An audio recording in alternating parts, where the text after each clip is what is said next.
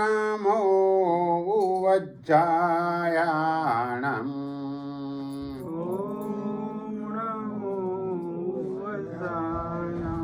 નમો લોએ સબ્બસાહૂણમ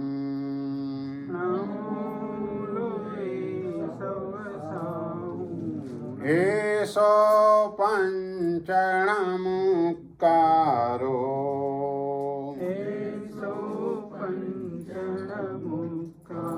સબ્બ પાવપણાસણો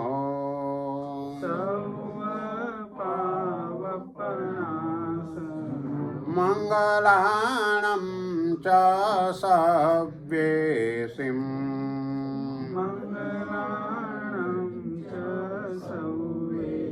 પઢમં હવૈ મંગલમ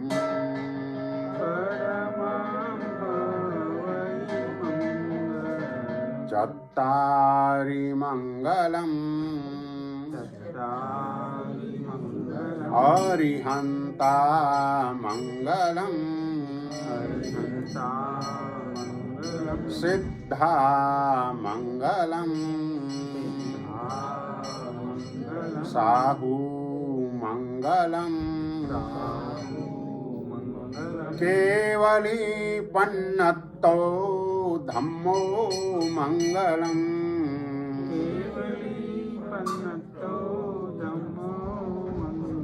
ચત્તારી લોગુત્તમા અરિહંતા લોગુત્તમા સિદ્ધા લોગુત્તમા સાહુ લોગુત્તમા કેવલી પન્નતો ધમ્મો લોગુત્તમો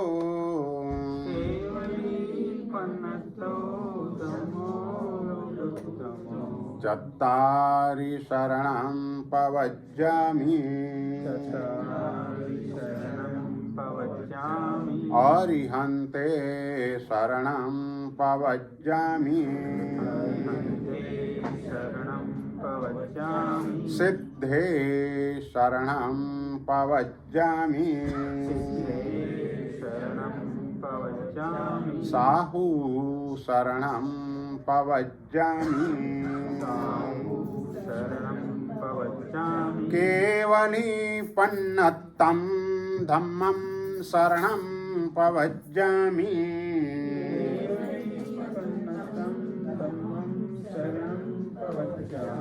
નિબ્બાણમગ્ગે વરજાનકપ્પં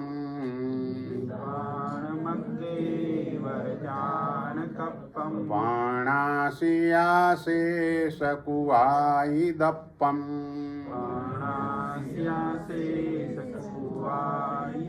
મયં જીણાણં શરણં બુહાણં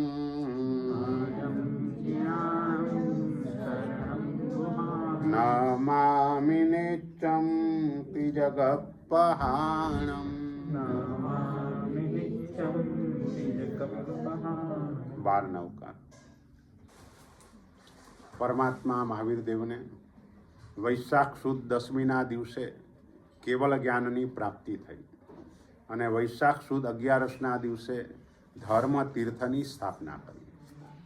તે સમયે એમણે બે પ્રકારનો ધર્મ બતાવ્યો, એક સર્વવીરતી ધર્મ અને બીજો દેશવીરતી ધર્મ. સર્વ પાપના ત્યાગરૂપ જે ધર્મ છે તે સર્વવીરતી ધર્મ છે અને તે સર્વશ્રેષ્ઠ ધર્મ છે.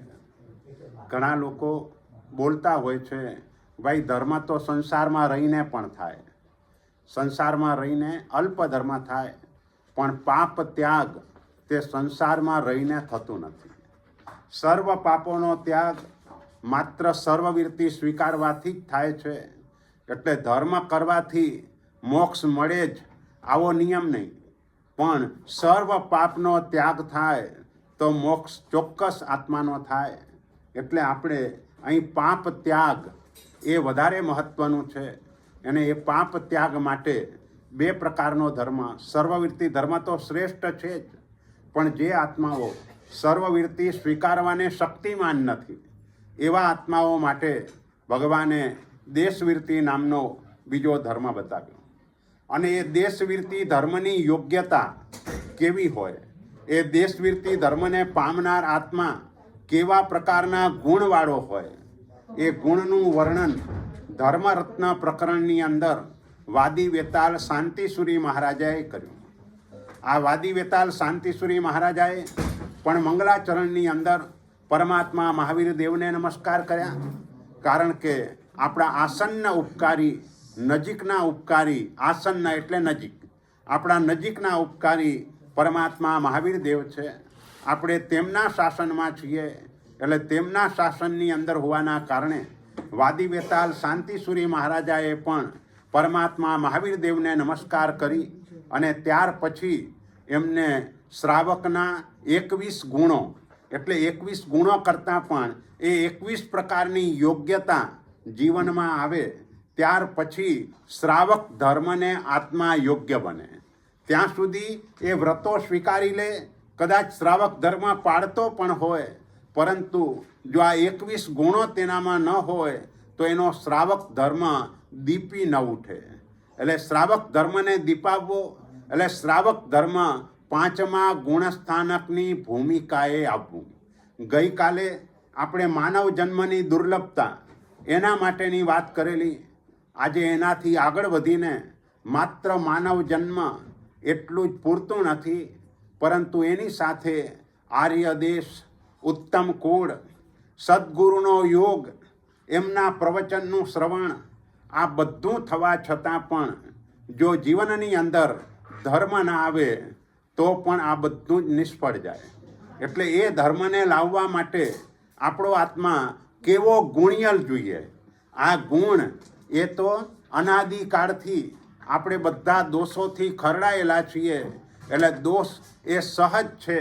ગુણને ઉપાર્જન કરવામાં, ગુણને વધારવામાં પુરુષાર્થ વધારે કરવો પડે છે. જેમ કેવલ જ્ઞાન પામવું એટલે કેવલ જ્ઞાન પામવા માટે મહેનત કરવા કરતાં પણ આપણા આત્મા ઉપર જે જ્ઞાનાવરણીય કર્મનું આવરણ છે એને ખસેડવાનો પ્રયત્ન કરવાનો છે. અને એ ખસેડવાનો મુખ્યપણે પ્રયત્ન કરાય. આજના દિવસે જો કોઈ તપની જાહેરાત કરવામાં આવે તો ઘણા બધા લોકો જોડાઈ જાય, પણ ગાથા ગોખવાની જાહેરાત કરવામાં આવે તો ત્યાં કંટાળો આવે. કેમ? બસ જ્ઞાન ગુણ એને આપણે ખીલવવાનો છે. આપણા આત્મા અનંત જ્ઞાન ગુણનો માલિક છે. આપણે નવકાર શીખવા માટે પાઠશાળામાં જવું પડે કે ABCD શીખવા માટે સ્કૂલમાં જવું પડે, એ આપણું દુર્ભાગ્ય ગણાય. કારણ કે આપણો આત્મા તો અનંત જ્ઞાન ગુણનો માલિક છે. આત્માના પ્રદેશે પ્રદેશે અનંત જ્ઞાન ગુણ રહેલો છે. એના ઉપર કર્મનું આવરણ છે. એ કર્મના આવરણને ખસેડવાનો પ્રયત્ન કરવાનો છે. અને ખસેડવાનો પ્રયત્ન તેની આરાધના કરવા દ્વારા તે આવરણ ખસતું જાય છે અને ગુણનું પ્રગટીકરણ થતું જાય છે. તો એ ગુણ પ્રગટીકરણ એ જ વધારે મહત્વનું છે. એટલે અહીં ગુણ પ્રગટીકરણ એ આ રીતે જ્ઞાન ગુણ એનો વિકાસ કરવાનો. પણ એ શ્રાવકને 21 પ્રકારના ગુણની અંદર સૌથી પહેલો ગુણ કહે છે, સૌથી પહેલી યોગ્યતા તે અક્ષુદ્રતા. ક્ષુદ્રતા એટલે તુચ્છતા. ક્ષુદ્ર એટલે તુચ્છ, ક્ષુદ્ર એટલે અગંભીર, ક્ષુદ્ર એટલે હલકો, ક્ષુદ્ર એટલે નાનો. આવા ક્ષુદ્રના અનેક અર્થો થાય. પણ એક અક્ષુદ્ર શ્રાવક ગંભીર હોવો જોઈએ. શ્રાવક તુચ્છતા વિનાનો હોવો જોઈએ. તુચ્છતા એટલે શું? તો કે જે ને મેળવવા માટે પ્રયત્ન કરે, એ આપણે અત્યારે જે પણ મેળવવા માટે પ્રયત્ન કરીએ છીએ ત્યાં વિચારવાનું એ છે કે ખરેખર તે ઉપાદેય છે કે હે છે. જે ઉપાદેય હોય એને મેળવવાનો પ્રયત્ન થાય એમાં વાંધો નથી, પણ ધન ઉપાદેય નથી. તેમ છતાંય આપણે ધનને મેળવવાનો સતત પ્રયત્ન કર્યા કરીએ છીએ. આ પણ એક ક્ષુદ્રતા છે, આ તુચ્છતા છે. હા, આપણો પ્રચંડ પુણ્ય કર્મનો ઉદય હોય અને પ્રચંડ પુણ્ય કર્મના ઉદયના કારણે ધન આવ્યા જ કરે તો પણ એને 7 ક્ષેત્રની અંદર વિનિયોગ કરવાનો હોય, એના બદલે એને જ ઉપાદેય માનીને બેસી રહે, સંગ્રહ કર્યા કરે, તો એ તુચ્છતા છે, એ ક્ષુદ્રતા છે. આવી ક્ષુદ્રતા શ્રાવકમાં કદાપી ન હોય. શ્રાવક એટલે ગંભીર હોવો જોઈએ. જેમ પરમાત્મા માટે આપણે કહીએ સાગર વર ગંભીરા, સમુદ્ર કરતાં પણ વધારે ગંભીર એવા આપણા પરમાત્મા છે, એમ શ્રાવક પણ ગંભીર હોય. કોઈના પણ દોષો ગમે તે સંયોગોમાં કદાપી બોલે નહીં, કારણ કે દોષો બોલવાના કારણે એ નિંદા સ્વરૂપ ગણાય અને નિંદાથી આપણા આત્મામાં પણ તે પ્રકારના દોષો આવ્યા વિના રહેતા નથી. માટે કદાપી કોઈની પણ નિંદા, ગુણવાનની તો ન થાય, પણ જે દોષવાળા જીવો છે એની પણ નિંદા કદાપી કરવાની ન હોય. એટલે સૌથી પહેલાં આપણે તુચ્છતા એને દૂર કરવાની છે. આમ સામાન્ય રીતે આપણે કહીએ તુચ્છ ફળ કોને કહીએ? જેમાં ખાવાનું ઓછું હોય અને ફેંકી દેવાનું વધારે હોય, એને તુચ્છ ફળ કહેવાય છે. બસ એવી રીતે તુચ્છતા, જેના માટે આપણે પ્રયત્ન કરવાની જરૂર નથી, પુરુષાર્થ કરવાની જરૂર નથી, તેમ છતાં પણ જેને છોડવાનું છે એના માટે પણ પ્રયત્ન કર્યા કરે, તો એક ક્ષુદ્રતા છે. એટલે હંમેશા રામચંદ્ર સૂરી મહારાજની ત્રિપદી હતી. જેમ ભગવાન મહાવીર સ્વામીએ ત્રિપદી આપી, ઉપન્નેયવા વિગમેયવા ધુવેયવા. આ જગતની અંદર સર્વ પદાર્થો ઉત્પન્ન થાય છે, પર્યાયથી તેનો નાશ પણ થાય છે, પરંતુ દ્રવ્ય તરીકે તે દ્રવ્ય એટલે કે સ્થિર રહે છે. એમ રામચંદ્ર સૂરી મહારાજની ત્રિપદી હતી, સંસાર છોડવા જેવો છે, દીક્ષા લેવા જેવી છે અને મોક્ષ મેળવવા જેવો છે. આ એમની ત્રિપદી હતી. દરરોજના પ્રવચનની અંદર આ વાતો એમની આવ્યા વિના રહે જ નહીં. આપણે હજુ એમાં એક શબ્દ વધારે ઉમેરી દેવાનો છે. સંસાર છોડવા જેવો છે, માત્ર આટલું જ નહીં, પણ સંસાર જ છોડવા જેવો છે. દીક્ષા જ લેવા જેવી છે, મોક્ષ જ મેળવવા જેવો છે. આ ત્રણેયમાં જકાર લગાવી દેવાનો છે. કારણ કે સંસાર એનું નામ કે જ્યાં એક ગતિમાંથી બીજી ગતિમાં જીવ સરક્યા કરે, એનું નામ સંસાર. તો આવા સંસારને જ છોડવા જેવો છે, દીક્ષા જ લેવા જેવી છે. માત્ર દીક્ષા લેવા જેવી છે એમ નહીં, પણ લેવા જેવું એક જ માત્ર છે સંયમ. કારણ કે પાપ ત્યાગ એના વિના જીવનો ધર્મમાં પ્રવેશ જ થતો નથી. એટલે દીક્ષા જ લેવા જેવી છે. પણ કોઈ સંજોગોમાં આપણું ચારિત્ર મોહનીય કર્મ પ્રબળ હોય, કષાયો એ વધારે પ્રમાણમાં હોય. સામાન્ય રીતે આ વિષય અને કષાય શાના આધારે ટકે છે? મને સુખ જોઈએ છે, મને દુઃખ જોઈતું જ નથી. બસ આ બે વિષય અને કષાયને વધારે પંપાડે છે. મને સુખ જોઈએ છે એટલે પાંચેય ઇન્દ્રિયોના વિષયો એના માટે જીવ પ્રયત્ન કરે છે. મને દુઃખ જોઈતું નથી એટલે જેના દ્વારા દુઃખ આવે એના ઉપર કષાય ઊભો થયા વિના રહેતો નથી. એટલે આપણા સંસારની જડ જો કોઈ હોય તો આ વિષય અને કષાય, આ બે જ સંસારની જડ છે. આપણા પુણ્યને ખાઈ જનાર જો કોઈ હોય તો આ વિષયો અને કષાયો છે.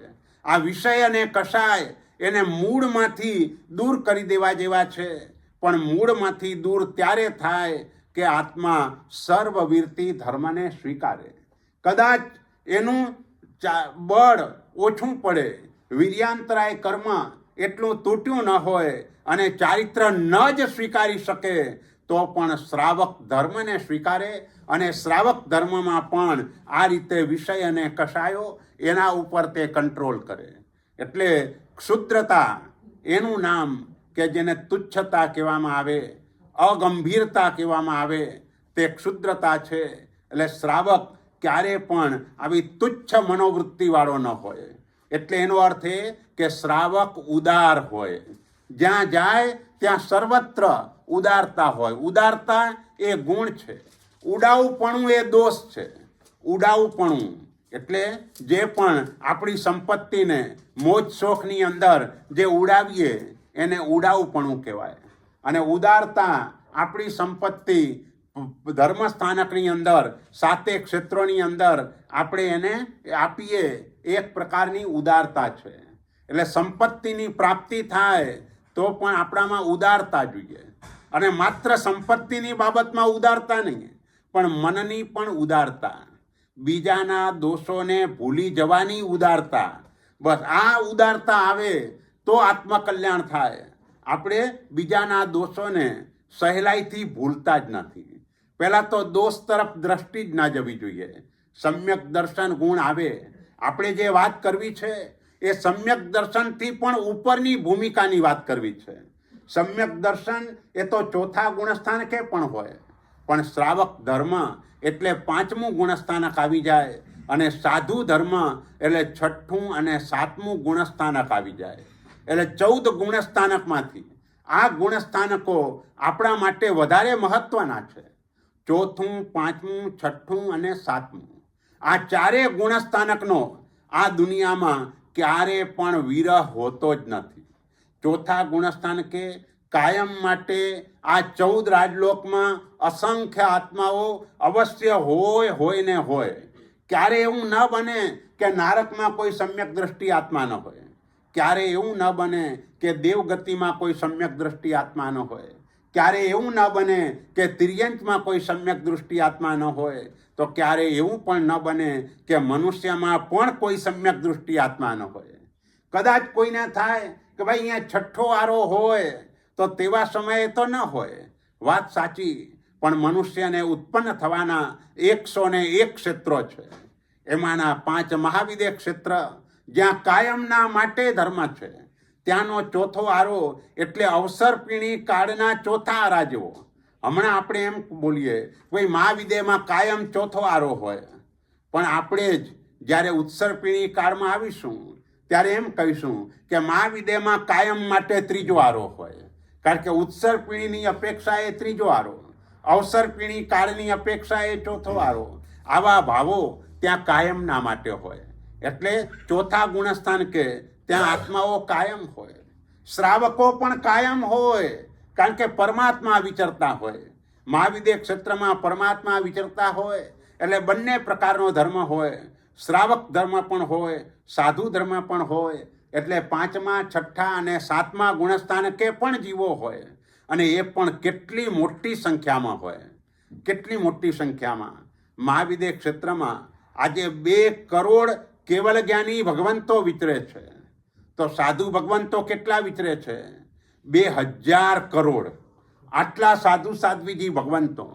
અને એ નામના સાધુ સાધ્વીજી ભગવંતો નહીં. આ ભરત ક્ષેત્રની અંદર આજના દિવસે જેટલા એ ચારિત્ર ગ્રહણ કર્યું છે એ બધા જ ભાવથી સાધુ હોય આવો એકાંત નિયમ ન કહેવાય. એમાં દ્રવ્ય સાધુ પણ હોય. એટલે 6ઠ્ઠા ગુણ 7મા ગુણસ્થાન કે પણ હોય, પણ એનું પ્રમાણ બહુ જ ઓછું જોવા મળે. આ હુંડા અવસરપીણી કાળની અંદર સાધુ સાધ્વીજી ભગવંતોને તો એક બાજુ મૂકો, પણ બહુ જ મોટી સંખ્યામાં આચાર્ય ભગવંતો પણ નરક ગતિમાં જવાના છે. અને એનું કારણ શું? બસ આ ઊંડા અવસરપીણી કાળનો આ પ્રભાવ છે. જે આપણે આના દ્રષ્ટાંત તરીકે જેનું ક્ષીર કદંપક એનું દ્રષ્ટાંત આપણે જોવાના છીએ, એના દ્રષ્ટાંતમાં પણ આ જ વાત છે કે ભાઈ એનો જ પોતાનો પુત્ર તે નરકગામી છે. બાકી નારદ એ તો ધર્મપુત્ર છે. એ ધર્મપુત્ર હોવાના કારણે એ સદગતિમાં જાય એમાં કોઈ આશ્ચર્ય નથી. અને વસુ રાજા એનો એ પણ નરકની અંદર જાય એમાં કોઈ આશ્ચર્ય નથી, કારણ કે રાજેશ્વરી તે નરકેશ્વરી. પણ આ નિયમ અત્યારે લાગુ પડે. આ નિયમ ભૂતકાળમાં લાગુ નહોતો પડતો. રાજેશ્વરી તે નરકેશ્વરી આ નિયમ ભગવાન ઋષભદેવના કાળની અંદર લાગુ નહોતો પડતો. ભગવાન ઋષભદેવ પહેલા રાજા, પરંતુ એમના પછી અજિતનાથ ભગવાન સુધીમાં અસંખ્ય રાજાઓ થયા, અને દરેક રાજાએ ચારિત્ર ગ્રહણ કર્યું છે. એટલું જ નહીં, ચારિત્ર ગ્રહણ કરીને દરેક રાજાઓ મોક્ષે ગયા છે. માત્ર અનુત્તરમાં ગયા હોય એવા 0.1% છે, બાકી બધા મોક્ષે ગયા. અને અનુત્તરમાં જનાર તો સર્વાર સિદ્ધમાં જનાર એકાવતારી, અને બાકીના 4 અનુત્તરમાં જનાર મનુષ્યના વધારેમાં વધારે 2 ભવ કરનાર હોય. આ અનુત્તરથી નીચે કોઈ ગયા જ નથી. એટલે રાજેશ્વરી તે નરકેશ્વરી એ આજના સમયમાં આ નિયમ લાગુ પડે. કારણ કે રાજાઓ એટલે અત્યંત સ્વાર્થ, એમાંથી ભરેલા કૃતજ્ઞતા આદિ દોષોથી તેઓ ભરેલા હોય અને એના કારણે તેઓ દુર્ગતિગામી હોઈ શકે. એટલે અહીં અક્ષુદ્રતાની અંદર એમને દ્રષ્ટાંત આપ્યું છે કે ક્ષીર કદંબક નામનો એક બ્રાહ્મણ છે. એ નગરીનું નામ ચેતી એ નામની નગરી, અને એમાં સુક્તિમતી નામની નગરીની અંદર આ કદંબક ક્ષીર કદંબક નામનો બ્રાહ્મણ એ રહેતો હતો. અને એ બ્રાહ્મણને પોતાનો પુત્ર, એનું નામ પર્વતક, અનેક એ તો ઉપાધ્યાય હતા. જેમ આપણે નમો ઉવજ્જાયણમ પદ બોલીએ છીએ એ પદવાળા ઉપાધ્યાય નહીં. એ નમો ઉવજ્જાયણમ પદની અંદર તો 5 મહાવ્રતોને ધારણ કરનારા અને સાધુ સાધ્વીજી ભગવંતોને અધ્યયન કરાવનાર એ ઉપાધ્યાય તરીકે આપણે કહીએ છીએ કે જે 11 અંગ, 12 ઉપાંગ, ચરણ સિત્તરી અને કરણ સિત્તરી, આ 25નો સ્વાધ્યાય સતત કરાવ્યા કરે એવા ઉપાધ્યાય ભગવંતો. પણ ગૃહસ્થપણામાં પણ જે ભણાવે તેને ઉપાધ્યાય કહેવાય. તો એવા ઉપાધ્યાય આ ક્ષીર કદંબક એવા પ્રકારના ઉપાધ્યાય હતો. અને એની પાસે અનેક વિદ્યાર્થીઓ અભ્યાસ કરતા હતા. પરંતુ અનેકમાં સૂક્ષ્મ બુદ્ધિવાળા જે કહેવાય એવા બહુ ઓછા હતા. અહીં જે અક્ષુદ્રતા એટલે સૂક્ષ્મ બુદ્ધિવાળા જોઈએ. ધર્મ સૂક્ષ્મ બુદ્ધિવાળા કરી શકે, જાડી બુદ્ધિવાળા ધર્મ કરી ન શકે. અને કરે તો પણ ઉપર છલ્લો ધર્મ કરે. એને બરાબર એનો જે ભાવ સમજીને ધર્મ થવો જોઈએ તેવો ધર્મ જાડી બુદ્ધિવાળા જીવો, સ્થૂળ બુદ્ધિવાળા જીવો તેવા પ્રકારનો ધર્મ કરી શકતા નથી. એટલે સૂક્ષ્મ બુદ્ધિવાળામાં અહીં 3 વાત બતાવી. એક પર્વતક પોતાનો પુત્ર, એક નારદ એટલે ધર્મપુત્ર, અને 3જા નંબરમાં વસુ રાજા એનો પુત્ર. તો આ 3 એ રીતે એ પણ એમની જોડે અધ્યયન કરતા હતા. એક વખતે એક મહાત્મા ક્ષીર કદંબક બ્રાહ્મણના ઘરે ગોચરી ઓરવા માટે પધાર્યા.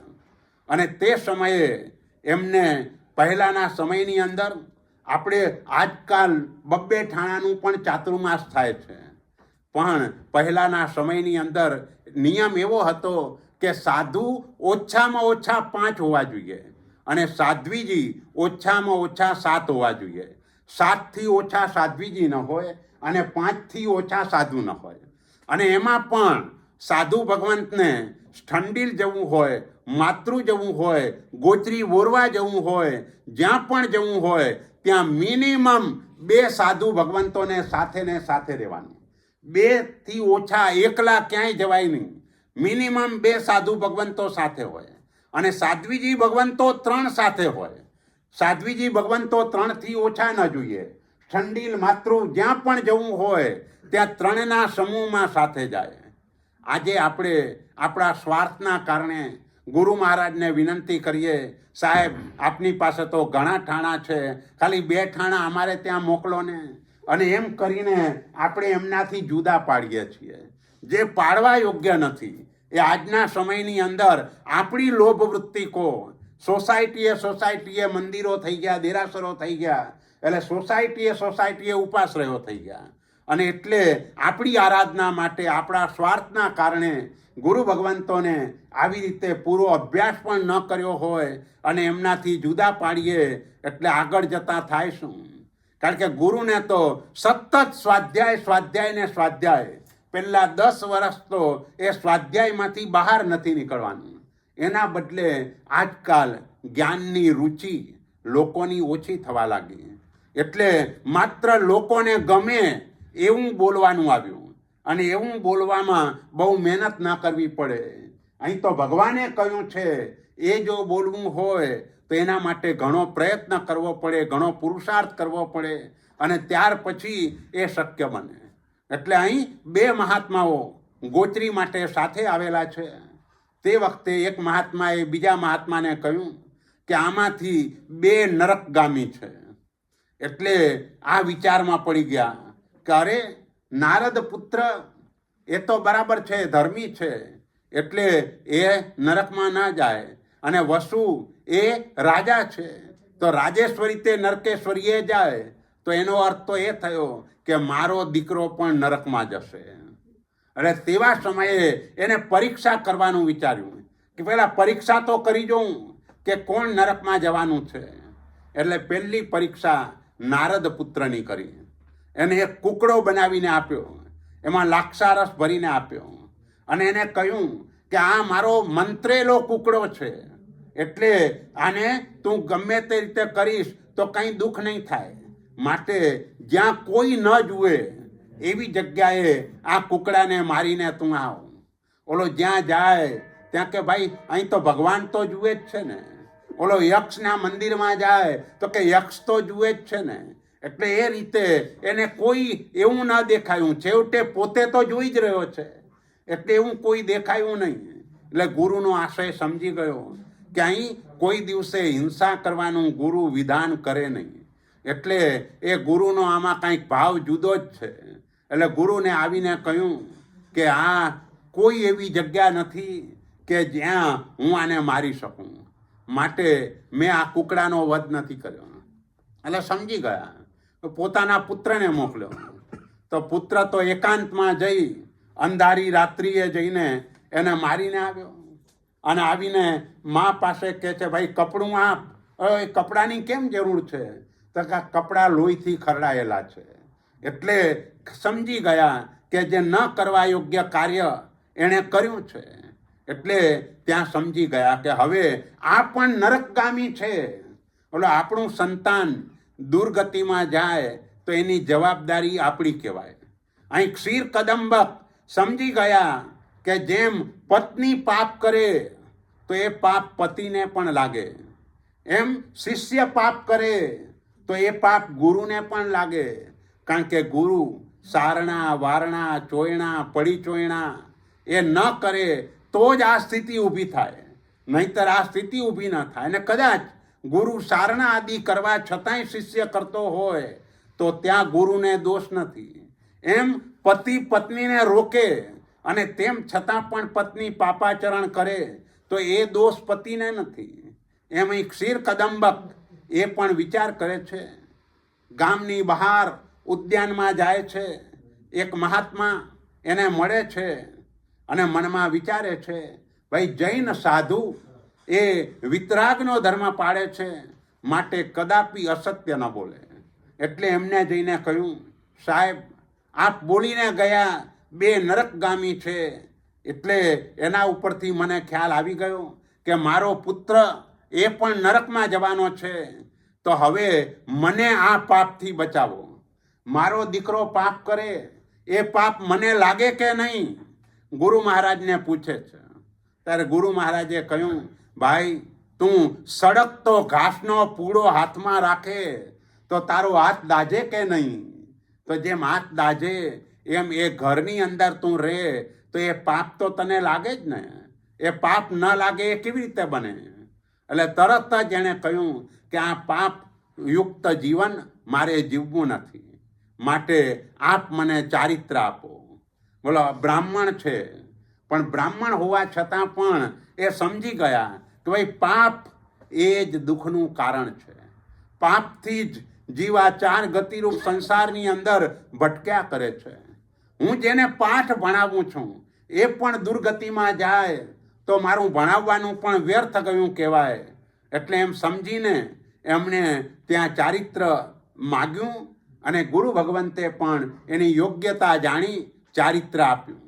અને ઉત્તમ રીતે ચારિત્રની સાધના કરી અને તેઓ સદગતિમાં ગયા. પણ આ બાજુ ઓલો તો રાજા છે. રાજા હોવાના કારણે એને શિકાર આદિના શોખ હોય તે સ્વાભાવિક છે. એટલે એ પ્રાણી વધ વગેરે કરવાના કારણે એ આત્મા દુર્ગતિની અંદર ચાલ્યો ગયો. એટલે જે સૂક્ષ્મ બુદ્ધિવાળો હોય એ સમજી શકે કે ભાઈ મારવાનું કોઈ દિવસે ગુરુ મહારાજ જણાવે નહીં. એ તો હિંસા, એ તો પહેલા નંબરનું પાપ છે. ગુરુ આવી આજ્ઞા કદાપી ન કરે અને એટલે એ પાપથી બચી ગયો. એટલે આપણો શ્રાવક ધર્મની યોગ્યતા એ જો કેળવવી હોય તો પહેલાં આપણામાં ક્યાંય તુચ્છતા ન હોવી જોઈએ. તુચ્છતા એટલે એક ઉદાહરણ તરીકે એક ટ્રેનની ટિકિટ લીધી હોય, પોતે જઈને આવી જાય અને પછી પાડોશીને કહે કે આ ટિકિટ હજુ આજે ચાલશે, તમને કામ લાગશે, તમારે લઈ જવી હોય તો લઈ જાઓ. આ પણ તુચ્છતા છે. આવી તુચ્છતા શ્રાવકમાં કદાપી ન હોય. એટલે શ્રાવક હંમેશા ઉદાર વૃત્તિવાળો હોય. બસ, અને ઉદાર વૃત્તિ જેની છે એ બધી જ જગ્યાએ પ્રિય થાય. હંમેશા નિયમ છે કે તમે બધાને આપતા જ રહો, એટલે બધા તમારાથી પ્રસન્ન રહે. કોઈ પણ તમારાથી નારાજ ન થાય. અને નારાજ ન થાય એનો મોટો લાભ શું? તો કે મોટો લાભ એ કે તમારી ધર્મ પ્રવૃત્તિમાં કોઈ પણ પ્રકારનું વિઘ્ન કોઈ જીવ ન કરે. તમને ધર્મની અંદર દરેક જગ્યાએ અનુકૂળતા કરી આપે. એટલે આ દોષ આપણે ટાળવાનો, ક્ષુદ્રતા નામનો દોષ એટલે કે તુચ્છતા, અગંભીરતા એ ન હોવી જોઈએ. આપણે ગંભીર બની જવાનું છે અને ગંભીર બનીને બધાના દોષો જે પણ હોય એને આપણે પી જવાના છે. પણ એ દોષ કદાપી આપણા પેટમાંથી બહાર ન નીકળે. કોઈ પણ વ્યક્તિ તરફ કોઈને દુર્ભાવ થાય એવો પણ આપણો એક શબ્દ પણ ન હોય, એવો વ્યવહાર પણ ન હોય. તો એ રીતે શ્રાવક બનવા માટે, એટલે વ્રતો સ્વીકારીને શ્રાવક ધર્મ એનું સારી રીતે પાલન કરવા માટે સૌથી પહેલા નંબરમાં આવો અક્ષુદ્રતા નામનો ગુણ આપણા આત્મામાં જોઈએ. બીજા નંબરની અંદર કયો ગુણ જોઈએ? તો કે શ્રાવક રૂપવાન હોવો જોઈએ. અહીં કોઈને નવાઈ લાગે, ભાઈ આ રૂપની વાત કેમ કરી? આ રૂપ એટલે એવું નથી કે આપણું સૌંદર્ય. હા, સૌંદર્ય પણ ઘણી વખતે ધિક્કારને પાત્ર હોય. કોઈ સ્ત્રી બહુ સૌંદર્યવાન હોય પણ વ્યભિચારિણી હોય તો એ રૂપ નકામું છે. એ રૂપનો કંઈ અર્થ નથી. અહીં રૂપવાનનો અર્થ એ કરવાનો કે જે પાંચેય ઇન્દ્રિયોથી પરિપૂર્ણ હોય. કારણ કે આપણે ત્યાં ચારિત્ર જ્યારે સ્વીકારવા માટે જાય ત્યારે ચક્ષુ વગેરે ન હોય તો ગુરુ ચારિત્ર આપે નહીં. કારણ કે કોઈ પણ ઇન્દ્રિયની ખોળખાંપણ ન ચાલે. ચારિત્ર લીધા પછી પણ ઇન્દ્રિયની ખોળખાંપણ આવી જાય તો એને આચાર્ય આદિ પદથી વિભૂષિત ન કરાય. એને ગમે તેવા જ્ઞાની, ધ્યાની, તપસ્વી મહાત્મા હોય, ઉત્તમ મહાત્મા હોય તો પણ એને કોઈ પદ ઉપર આરૂઢ ન કરાય. એટલે એવી રીતે અહીં રૂપવાન એટલે એનો અર્થ એ કે પાંચેય ઇન્દ્રિયોથી પરિપૂર્ણ.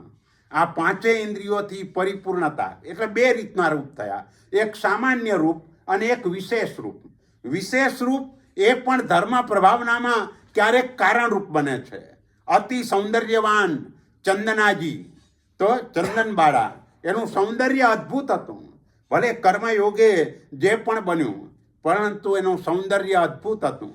અને અદ્ભુત સૌંદર્યવાળા એ સાધ્વી વીર પ્રભુની પ્રથમ સાધ્વી થઈ. એટલે એ અપેક્ષાએ એ સૌંદર્ય પણ કોઈક વખતે લાભ કરી દે છે. પણ એ સામાન્ય સૌંદર્ય એટલે પાંચેય ઇન્દ્રિયોથી પરિપૂર્ણ. કર્મસત્તાનો નિયમ છે કે જે ઇન્દ્રિયો આપણને પ્રાપ્ત થઈ હોય એનો દુરુપયોગ કરીએ તો તે ઇન્દ્રિયો બીજા ભવમાં આપણને મળતી નથી. નિંદા કરવા કરતાં પણ નિંદા સાંભળનાર વધારે ગુનેગાર છે. એ કર્ણેન્દ્રિય એનો વધારે મિસયુઝ થઈ રહ્યો છે અને એના બીજા જન્મની અંદર કાનની પ્રાપ્તિ ન થાય. એટલે પંચેન્દ્રિયપણું જ ન મળે. કાન ચક્ષુ કરતાં પણ વધારે દુર્લભ છે. એટલે એમ કહ્યું કે ભગવાનના દર્શન કરતાં પણ ભગવાનની વાણીનું શ્રવણ એ વધારે દુર્લભ છે. વાણીનું શ્રવણ પંચેન્દ્રિયપણું હોય તો જ થાય. દર્શન તો ચૌરેન્દ્રિય અવસ્થામાં પણ થઈ શકે. આંખ મળે ત્યારે ભગવાનના દર્શન થઈ શકે. જ્યારે શ્રવણ માટે કાન જોઈએ. અને કાન એ ક્યારે સારા મળે? તો કે દરેક ભવની અંદર આ ઇન્દ્રિયો એને આપણે કંટ્રોલ કર્યો હોય. ઇન્દ્રિયોનો કંટ્રોલ એટલે કાન દ્વારા જીનવાણીનું શ્રવણ વિશેષ કર્યું હોય. ચક્ષુ દ્વારા જૈના ધર્મનું વિશેષ પાલન કર્યું હોય.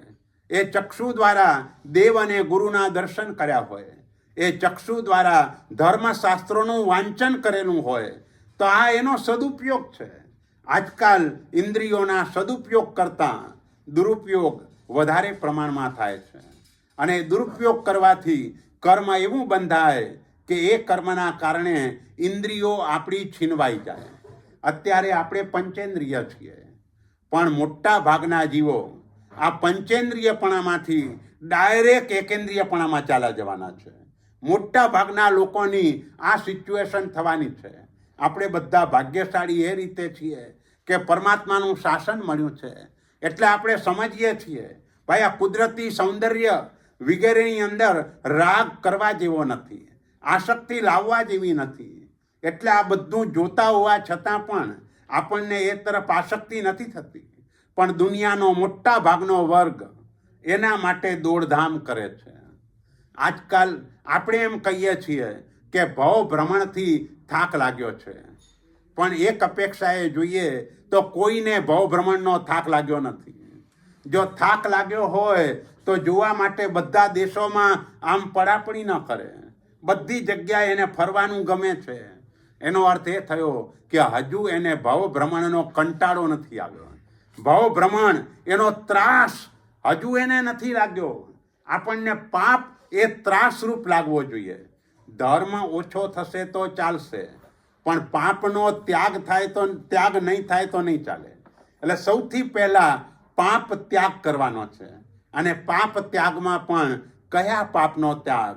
તો કે નિંદા, એના શ્રવણના પાપનો ત્યાગ, કુરૂપ કે કોઈના રૂપને જોઈને મનમાં વિકૃત દશા ઊભી થતી હોય એવા પાપનો ત્યાગ, કે પછી ઘ્રાણેન્દ્રિય એનો વિષય સુગંધી દ્રવ્યો તો એની પાછળ આકર્ષાઈ જાય તો એ આકર્ષણ પણ ઇન્દ્રિયને એટલે કે આગળ જતાં આપણા આત્માને નુકસાન કરનાર બને છે. એના કરતાં એ વધારે ત્રાસ એ આજના દિવસે કહીએ તો રસનેન્દ્રિયનો ગણાય, કારણ કે એની લોલુપતા બધી રીતે વધારે છે. બંને રીતે ખાવાનું અને બોલવાનું બંને બાબતમાં પોતે નિર્દોષ છૂટી જાય છે અને સજા બીજા કોઈને કરાવે છે. જીભ ખાવામાં ભૂલ કરે તો પેટને બગાડે, અને બોલવામાં ભૂલ કરે તો કોઈ જીભ ખેંચીને મારતું નથી, શરીરના બીજા ભાગ ઉપર પ્રહાર થાય છે. એટલે ગુનો કરીને નિર્દોષ છૂટી જનારી જો કોઈ ઇન્દ્રિય હોય તો તે જીભ છે. હાડકા વગરની હોવા છતાંય કેટલાયના હાડકાને ખોખરા કરી નાખવાની તાકાત એ માત્ર જીભમાં છે. એટલે એના ઉપરનો કંટ્રોલ તે વધારે જરૂરી છે. આજકાલ આ કંટ્રોલ પણ નથી. ગમે તે રીતે બોલવાનું કે ગમે તે ખાવાનું, અભક્ષ્ય આદિ ખાવાનું, એ બધું જે થાય છે એના કારણે પણ એક નક્કી થાય કે કર્મ સત્તા જીભ ના આપે, અને જીભ ના આપે તો ક્યાં જવું પડે? એકેન્દ્રિય. બસ એકેન્દ્રિય સિવાય બધે જીભ છે, એક એકેન્દ્રિયમાં જીભ નથી. એટલે આ પંચેન્દ્રિય પરિપૂર્ણ આવું રૂપ એ પણ તેને મળે કે જેને આ પાંચેય ઇન્દ્રિયો એનો સદુપયોગ કર્યો હોય. એટલે શ્રાવકપણું એ પામવા માટે કહે છે કે શ્રાવકપણું પામવા માટે આપણે પાંચેય ઇન્દ્રિયોથી પરિપૂર્ણ જોઈએ. એક પણ ઇન્દ્રિયની ખામી હોય, ધારો કે ચક્ષુની ખામી છે, જૈના ધર્મનું સારી રીતે પાલન ન થાય, અને શ્રાવકનો મુખ્ય ધર્મ તો જૈના છે, અને જૈના જ ન પાડી શકાય તો શ્રાવક ધર્મમાં આત્મા આગળ કેવી રીતે વધી શકે? એટલે એક પણ ઇન્દ્રિય એની ખોડ ખાંપણ અહીં ચાલી ના શકે. એટલે બીજો ગુણ એ કયો કે શ્રાવક પંચેન્દ્રિય પરિપૂર્ણ હોવો જોઈએ. દેખાવ કદાચ ઓછો હોય તો ચાલે. અહીં એનો અર્થ એ કે સારું સંઘયણ હોય, પણ સારું સંઘયણ એટલે એનો અર્થ એમ નહીં કે વજ્ર ઋષભ નારાજ નામનું પહેલું સંઘયણ જ જોઈએ. સારું સંસ્થાન એટલે એનો અર્થ એમ નહીં કે સમચતુરસ્ર જ જોઈએ. સમચતુરસ્ર સંસ્થાન એટલે ચારે બાજુથી ભવ્ય એનું શરીર દેખાતું હોય, પરંતુ એ આ કાળમાં કદાચ ન પણ હોય. સંઘયણ પણ આજના દિવસે આપણે બધા છેલ્લા સંઘયણવાળા છીએ, પણ છેલ્લું સંઘયણ હોવા છતાંય જો પાંચેય ઇન્દ્રિયોથી પરિપૂર્ણ હોઈએ તો પણ ધર્મ વધારે સારો થઈ શકે. એટલું જ નહીં, પણ એ અલ્પ પણ કરેલો ધર્મ આપણને વધારે ફળ આપી શકે. પરમાત્મા મહાવીર દેવને જે છદ્મસ્ત અવસ્થાની અંદર કષ્ટો પડ્યા, એમાંનું એક કષ્ટ પણ આપણને પડતું નથી. એમાંનું એક કષ્ટ આવે તોય આપણું મૃત્યુ થઈ જાય. જ્યારે આપણે છેવટના સંઘર્ષને અનુરૂપ પણ જો સહન કરતા શીખી જઈએ અને ક્ષમતાપૂર્વક સહન થાય તો પણ શ્રાવક ધર્મમાં તો આગળ વધાય, પણ સાથે સાથે શ્રાવક ધર્મ પામ્યા પછી અમુક કર્મ ઓછા થાય, અમુક કોડાકોડી સાગરોપમ એટલા અંત કોટાકોટી સાગરોપમ જેટલા કર્મ ઓછા થાય પછી જીવ સાધુ જીવનની સન્મુખ થાય. તો એવી સાધુ તરફની સન્મુખતા એ પણ શ્રાવક જીવન દ્વારા આ રીતે આપણને પ્રાપ્ત થઈ શકે. એટલે અહીં માત્ર પંચેન્દ્રિયથી પરિપૂર્ણ એટલું જ નહીં, પણ એનું સંઘયણ બળ તે પણ સારું હોય. હલકું નબળું સંઘયણ હોય, ખમાસમણ બધા જ ઊભા થઈને આપવાની ઈચ્છા હોય, પણ શરીર જ સાથ ના આપે એ કેવી રીતે ત્યાં કરી શકે? અને ન થાય એટલે એની કર્મ નિર્જરા ઓછી થાય. કારણ કે શરીરથી કષ્ટ ના આપ્યું અને શરીરનું કષ્ટ ના આપ્યું માટે ત્યાં કર્મ નિર્જરા એનું પ્રમાણ ઓછું થઈ જાય. એટલે એના માટે આપણે વીર્યાંતરાય નામનું કર્મ એને તોડવું જોઈએ. બધા જ અંતરાયને તોડવાના છે, પણ વીર્યાંતરાય એ જો તૂટે તો તમે અહીં આરાધના સાધના એ સરસ રીતે અપ્રમત્ત ભાવે એ બધી આરાધના સાધના થઈ શકે.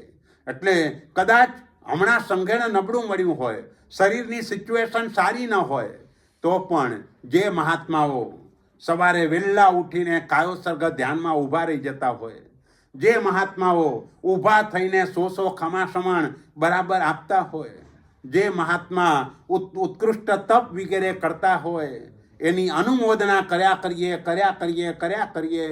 એટલે આપણું પણ શરીરની બાબતનું વીર્યાંતરાય કર્મ તૂટ્યા વિના ન રહે. એમ વચનની બાબતના વીર્યાંતરાયની અંદર જે મહાત્માઓ આપણને હિત શિક્ષા આપતા હોય અને એ હિત શિક્ષા એની અનુમોદના કરીએ તો વચનનું વીર્યાંતરાય તૂટે.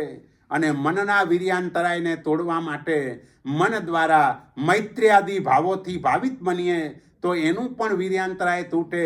આ ત્રણેય પ્રકારના વીર્યાંતરાય તૂટે એટલે સહજ રીતે જ આપણને આ પંચેન્દ્રિય પરિપૂર્ણતા જે કહીએ છીએ એ આપણને પ્રાપ્ત થાય. એટલે નેક્સ્ટ જન્મની અંદર અત્યારે આપણે બધા પાંચેય ઇન્દ્રિયોથી પરિપૂર્ણ છીએ, પરંતુ એ પાંચેય ઇન્દ્રિયોથી પરિપૂર્ણ થઈને ઉત્તમ ભાવપૂર્વક જ્યારે શ્રાવક ધર્મની આરાધના કરતા હોઈએ તો સામે અંતરાયો વગેરે એવા તૂટે કે આના કરતાં અનેક ગણું બળ ભવાંતરમાં પ્રાપ્ત થાય અને એ બળ પણ આપણને ધર્મ કરવામાં સહાયક બને. કારણ કે ક્ષયોપશમ ભાવનું છે, ઔદૈક ભાવનું નથી. આપણને આજે જે પણ સામગ્રી મળી છે મોટા ભાગે ઔદૈક ભાવની છે. ઔદૈક ભાવ એટલે પુણ્યના ઉદયથી મળી છે, એટલે ઔદૈક ભાવ. પણ પુણ્યના ઉદયથી મળેલી સામગ્રીને તમે ધર્મ માર્ગની અંદર ખર્ચતા જાઓ એટલે તમારો ક્ષયોપશમ ભાવ વધતો ચાલે. તમે જ્ઞાન માર્ગમાં એને ફોરવ્યું તો જ્ઞાનાવર્ણ્યનો ક્ષયોપશમ થયો. તમે સમ્યક દર્શન આદિની સાધના થાય. એવી રીતે જિનાલયનું નિર્માણ, ઉપાશ્રયનું નિર્માણ કે જિનાલયની અંદર જે પણ પરમાત્માની ભક્તિ માટેના સાધનો જોઈએ એ પછી એ સાધનોની અંદર પરમાત્માનું ત્રિગુણ પણ હોઈ શકે, એ દર્પણ પણ હોઈ શકે, ચામર પણ હોઈ શકે. આ બધાની પાછળ આપણે એ આપણી સંપત્તિ વગેરેનો વ્યય કર્યો તો એનાથી તમારો ક્ષયોપશમ ભાવ ખીલ્યો. હા તો ઔદૈક ભાવ, પુણ્ય જે તમારું હતું એ ઔદૈક ભાવનું હતું, પણ ઔદૈક ભાવથી જે તમને સામગ્રી મળી એ સામગ્રીને જ્યારે તમે ધર્મ ક્ષેત્રની અંદર એનો ઉપયોગ કર્યો એટલે તમારો ક્ષયોપશમ ભાવ વધે. હવે ક્ષયોપશમ ભાવ વધારીને પણ આપણે કરવાનું છે શું? તો કે ક્ષયોપશમ ભાવ વધારતા આપણે ક્ષાયિક ભાવમાં પહોંચવાનું છે.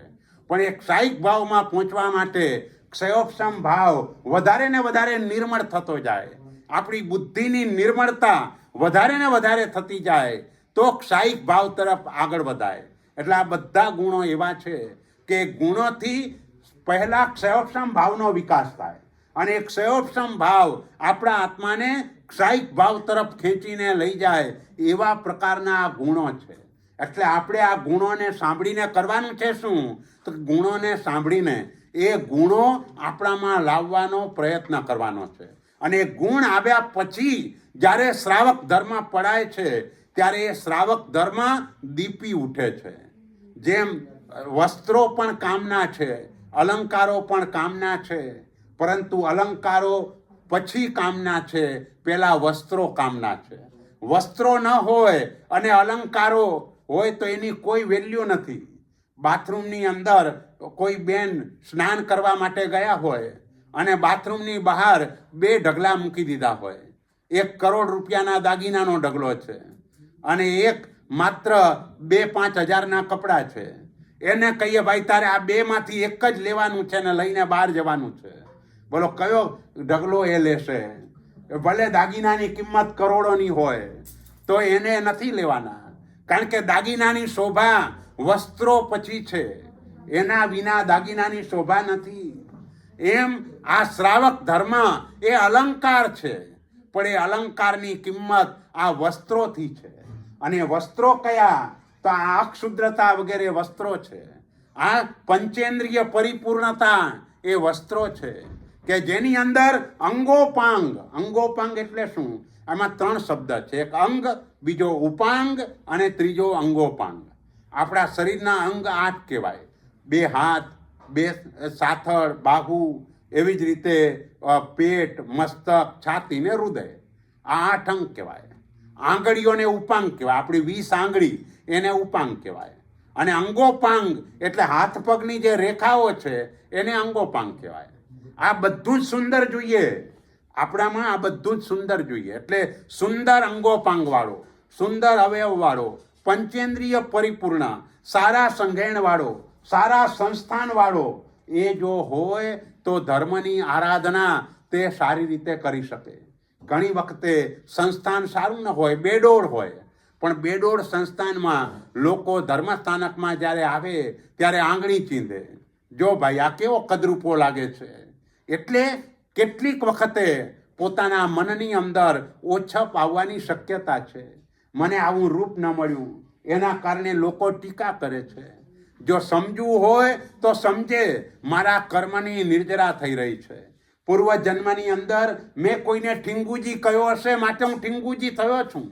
તો સામેની વ્યક્તિ કદાચ મારી નિંદા કરે છે તો મારું કર્મ ધોવાઈ રહ્યું છે. પણ આવો પોઝિટિવ જોનારા ઓછા હોય છે. એટલે એને ધર્મસ્થાનકમાં પણ ખેદ થતો હોય છે.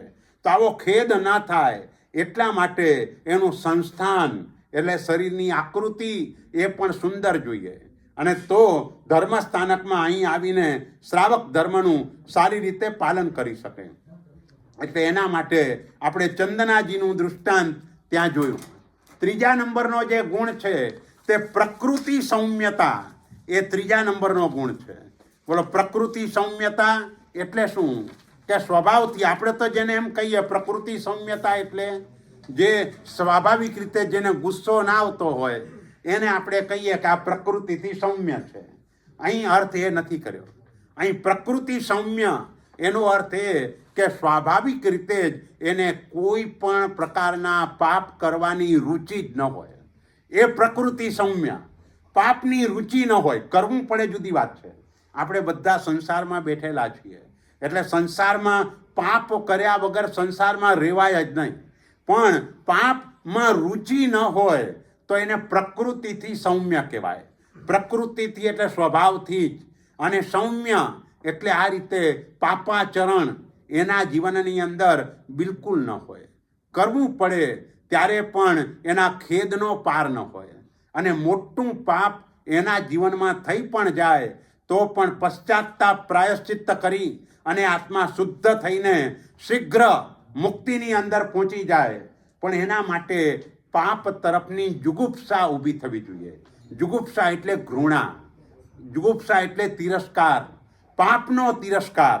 એ આવો પાપીનો તિરસ્કાર નથી કરવાનો. પાપી આપણે બધા પાપીનો તિરસ્કાર કરીએ છીએ. પાપીનો તિરસ્કાર ક્યારેય ન કરાય. હંમેશા પાપનો તિરસ્કાર કરવાનો છે. 18 પ્રકારના પાપો એ જ આપણને દુઃખ આપે છે. જીવનમાં દુઃખ આવે છે એનું કારણ આમાંનું કોઈ પણ પ્રકારનું પાપ સેવાઈ ગયું હોય તેના કારણે જ દુઃખ આવે છે. એટલે દુઃખ ન જોઈતું હોય સાચો મૈત્રી ભાવ કયો? ત્યાં કલિકાલ સર્વજ્ઞ હેમચંદ્રાચાર્યજીએ કહ્યું, માં કાર્ષિત કોપી પાપાની, કોઈ પણ જીવો પાપ ન કરો. બસ આ સાચો મૈત્રી ભાવ છે. કોઈ દુઃખી જ ન થાય. દુઃખ આવવાનું કારણ જ પાપ છે. એટલે ખરેખર મૈત્રી આપણને જગતના જીવો ઉપર હોય તો એવી હોય ને કે કોઈ જીવ દુઃખી ન થાય. હવે દુઃખી ક્યારે ન થાય? કોઈ પાપ ન કરે તો દુઃખી ન થાય. પાપ કરે તો દુઃખી થયા વિના તે આત્મા રહેવાનો જ નથી. માટે અહીં કહે છે, માં કાર્ષિત કોપી પાપાની, કોઈ પણ જીવો પાપ ન કરો. એટલે અહીંયા પ્રકૃતિથી જ સૌમ્ય હોય. પાપ કરવાની લેશ માત્ર પણ રુચિ ન હોય, ઈચ્છા ન હોય. એના માટે અહીં અંગર ઋષિ એની કથા કેવી છે?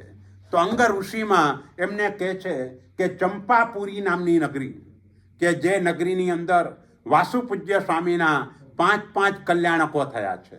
એ ચંપાપુરી નામની નગરી, એ વિસ્તાર જ કલ્યાણક ભૂમિનો વિસ્તાર છે. મોટા ભાગે આપણે બિહાર, બંગાળ એ ક્ષેત્રમાં જઈએ તો તીર્થંકર પરમાત્માના કલ્યાણકો વિશેષ રૂપે થયા છે. એટલે ત્યાંની પ્રજાને પણ આજે લોકો સરાક જાતિથી ઓળખે છે. પણ સરાકનો સાચો અર્થ શ્રાવક છે. સરાકનો અર્થ જ શ્રાવક. એટલે ત્યાં એ ખરેખર આપણા શ્રાવકો છે. પણ આપણા મહાત્માઓના વિહારો વગેરે ન થવાના કારણે એ બધા આદિવાસી જેવા થઈ ગયા. એના જીવનમાંથી ધર્મ ચાલ્યો ગયો. અને બીજી રીતે જોવા જાઓ તો ધર્મ છે એમ એ રીતે કહેવાય કે બધાના ગોત્રના નામ, કોઈનું ગોત્રનું નામ પાર્શ્વ છે, કોઈનું અજીત છે, કોઈનું શાંતિ છે, કોઈનું વીર છે. આ બધા ગોત્રના નામ પણ એમના એવા છે. બધા આજે પણ ચટાઈ ઉપર સૂવે છે, પગ ખુલ્લા પગે બધા ચાલે છે. એટલે એ રીતે જોવા જાઓ તો એ શ્રાવક ધર્મના જે અંશો છે એ તો એનામાં છે. એને ખબર નથી કે આ ધર્મ સ્વરૂપ છે. અને એ પાપ એના જીવનની અંદર પણ એને કરવું નથી, પણ થઈ જાય છે. તો એવી રીતે અહીંયા અંગરસિંહ, એટલે એમાં એમ કહે છે ભાઈ ચંપાપુરી નામની નગરી, અને એમાં કૌશિકાર્ય નામના ઉપાધ્યાય, અને એમને અંગરસિંહ અને રુદ્રક આ 2 શિષ્યો હતા. પણ રુદ્રકનો સ્વભાવ ઈર્ષ્યાળુ હતો. ઈર્ષ્યાળુ એટલે હંમેશા ગુરુ શું કરે કે જે આગળ વધતો હોય એની ઉપબૃહણા કરે, એની પ્રશંસા કરે, એની અનુમોદના કરે. પણ એની અનુમોદના ઓલો સહન ન કરી શકે. એ કે ભાઈ ગુરુ મારા કરતાં આને કેમ વધારે માન આપે છે? આજકાલ આપણે બધી જગ્યાએ જોઈએ છે કે કોઈનું પણ માન કોઈકને વધારે આપે, કોઈ સારા ગુણવાન હોય. એટલું જ નહીં, તમે વિચાર તો કરો કે 4 મહિના સુધી સિંહની ગુફા પાસે રહીને કાયોત્સર્ગ ધ્યાનમાં તેઓ રહ્યા. અને ગુરુ પાસે જઈને જ્યારે ગયા ત્યારે ગુરુએ દુષ્કર કહ્યું. અને પેલા સ્થૂલિભદ્ર મુનિ આવ્યા ત્યારે ગુરુએ દુષ્કરકારક કહ્યું. બસ આટલું કહ્યું તોય ઓલા મહાત્માને ઈર્ષ્યા થઈ.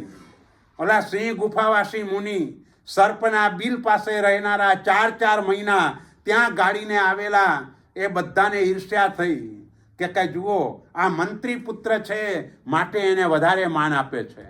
નહીંતર રોજ સડરસ ભોજન કરવાનું, ચિત્રશાળામાં રહેવાનું અને કોઈ જાતના કષ્ટોને સહન નહીં કરવાના, અને તોય ગુરુ આમને વધારે માન આપે છે.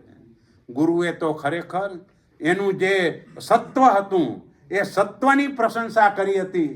પરંતુ આ શિષ્યો એ સહન ન કરી શક્યા.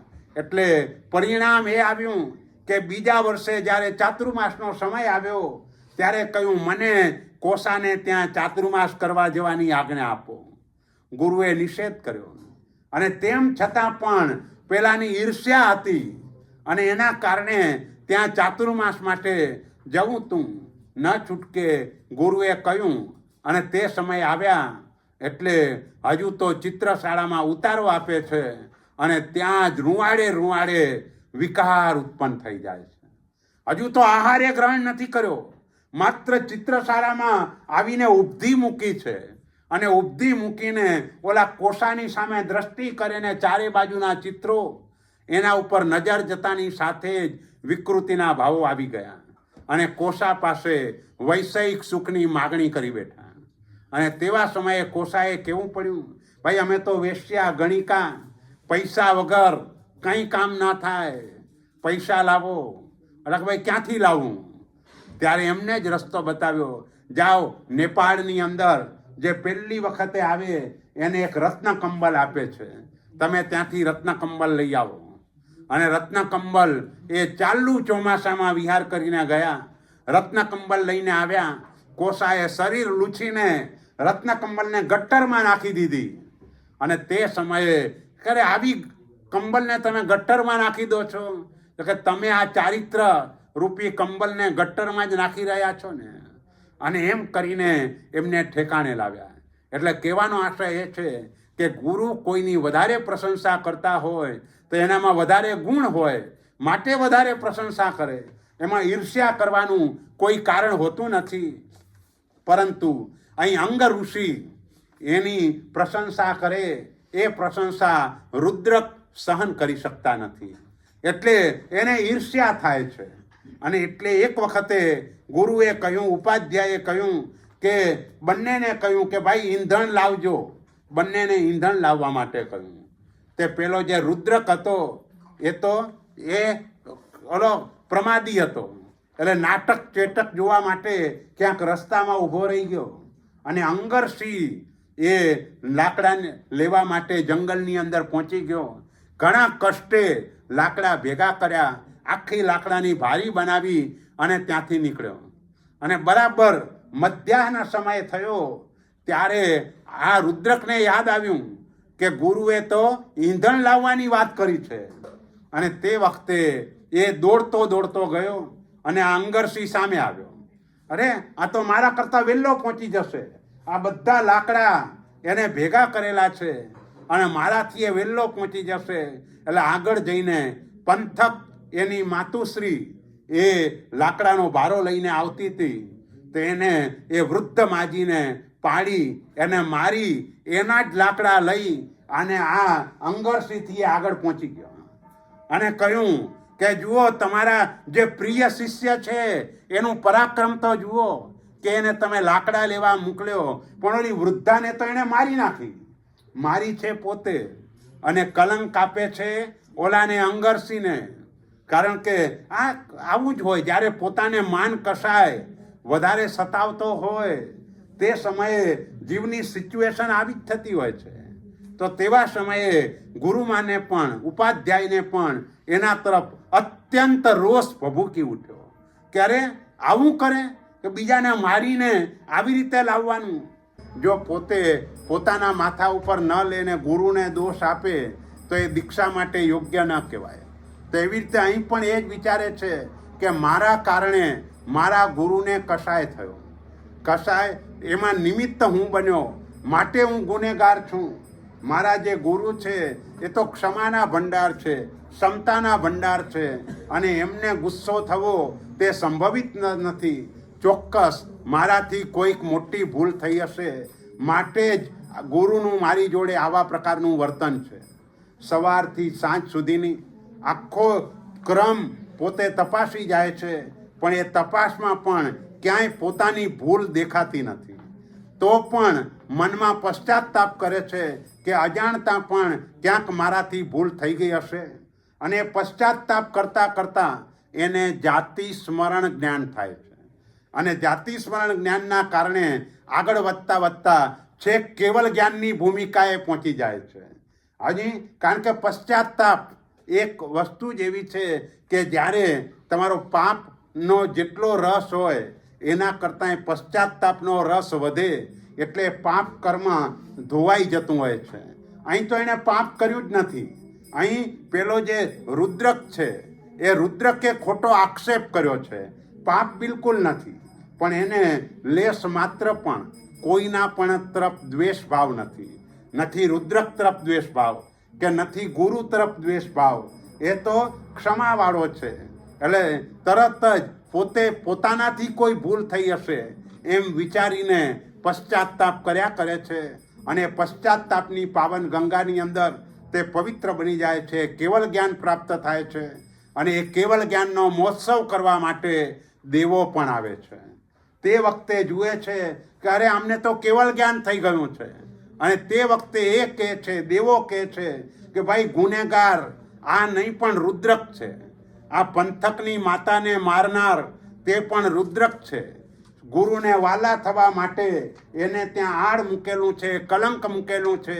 આ અભ્યાખ્યાન એ પણ એક પાપસ્થાનક છે. 18 પાપસ્થાનકમાં 13મે અભ્યાખ્યાન. અભ્યાખ્યાન એટલે કોઈના ઉપર ખોટું કલંક ચડાવવું. આને કલંક ચડાવેલું છે. એટલે એના કારણે હવે ગુરુ પણ આવે છે. ગુરુ પણ કહે છે કે મેં કાંઈ જ વિચાર્યું નહીં, આના વચન ઉપર ભરોસો રાખી અને મેં પણ ગુસ્સો કરીને તને બહાર કાઢી મૂક્યો, એમ કરીને પોતે પોતાના દોષનો પશ્ચાતાપ કરે છે. એટલે ગુરુને પણ કેવલ જ્ઞાન થઈ જાય છે. અને એનાથી આગળ વધીને રુદ્રક એ પણ પશ્ચાતાપની ધારામાં આગળ વધે છે. તો રુદ્રકને પણ કેવલ જ્ઞાન. બોલો, જે ખોટો આક્ષેપ કરે છે એ પણ કેવલ જ્ઞાનની ભૂમિકામાં.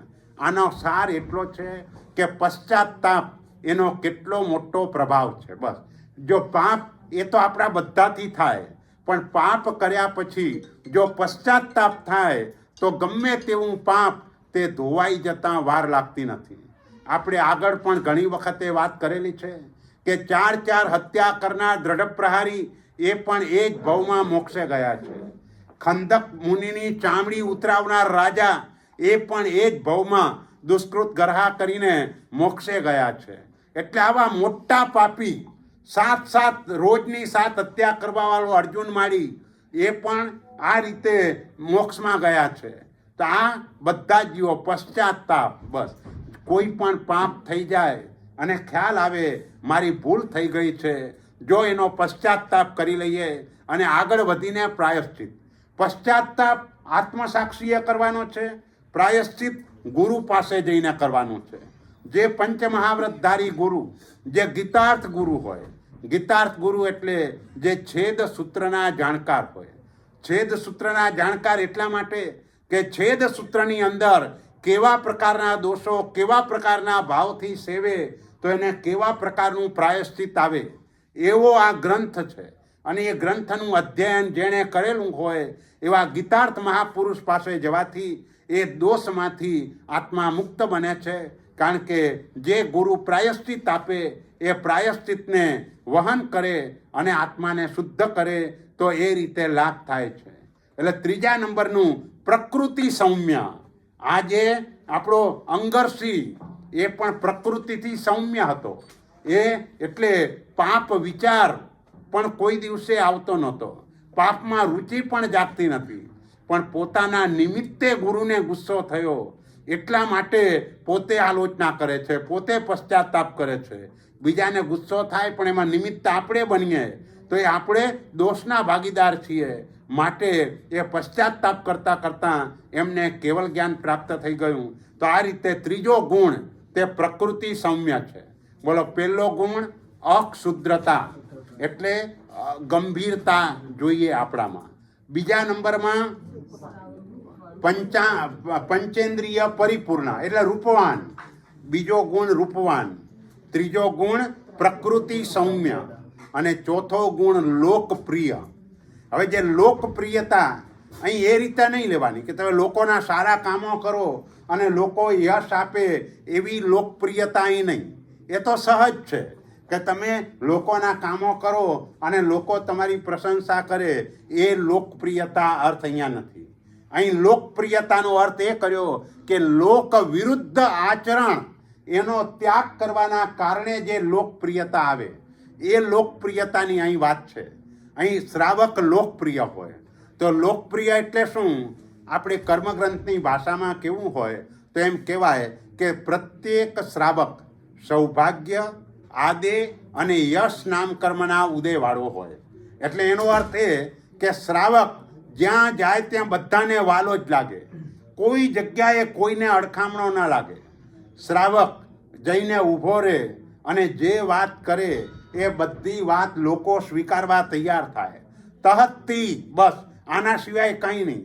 બધા જ લોકો શ્રાવકની વાતને સ્વીકારી લે અને યશનામ કર્મ એની કીર્તિ ફેલાય. આ કર્મગ્રંથની ભાષામાં 5મું ગુણસ્થાનક આવે તે વખતે આ 3 પ્રકૃતિનો ઉદય હોય. જો શ્રાવક જો બીજાને અડખામણો લાગતો હોય તો એને શ્રાવક ન કહેવાય. એની વાત કોઈ સ્વીકારવા તૈયાર ન હોય તો એને શ્રાવક ન કહેવાય. એની સામે લોકો આંગળી ચીંધતા હોય તો શ્રાવક ના કહેવાય.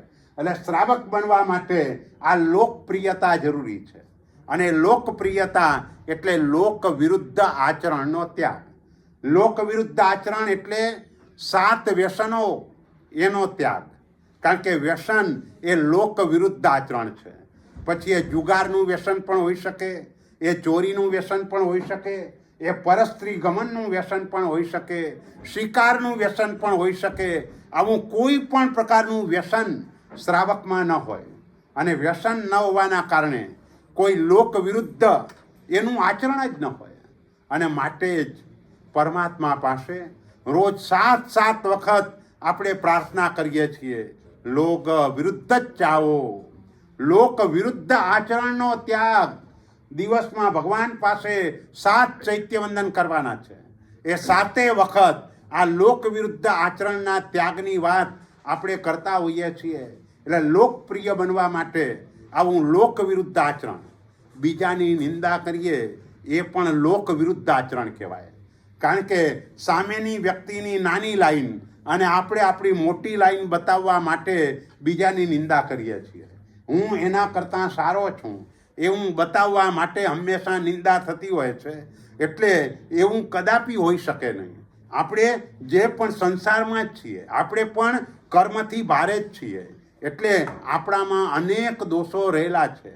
પણ અનેક દોષો રહેલા હોવા છતાં પણ આપણે આપણા દોષ કોઈ બોલે એ આપણને ગમતું નથી, તો આપણે બીજાના દોષ બોલીએ એ બીજાને કેવી રીતે ગમે? માટે ક્યારેય પણ કોઈ પણ બાબતમાં કોઈની પણ નિંદા નહીં કરવી.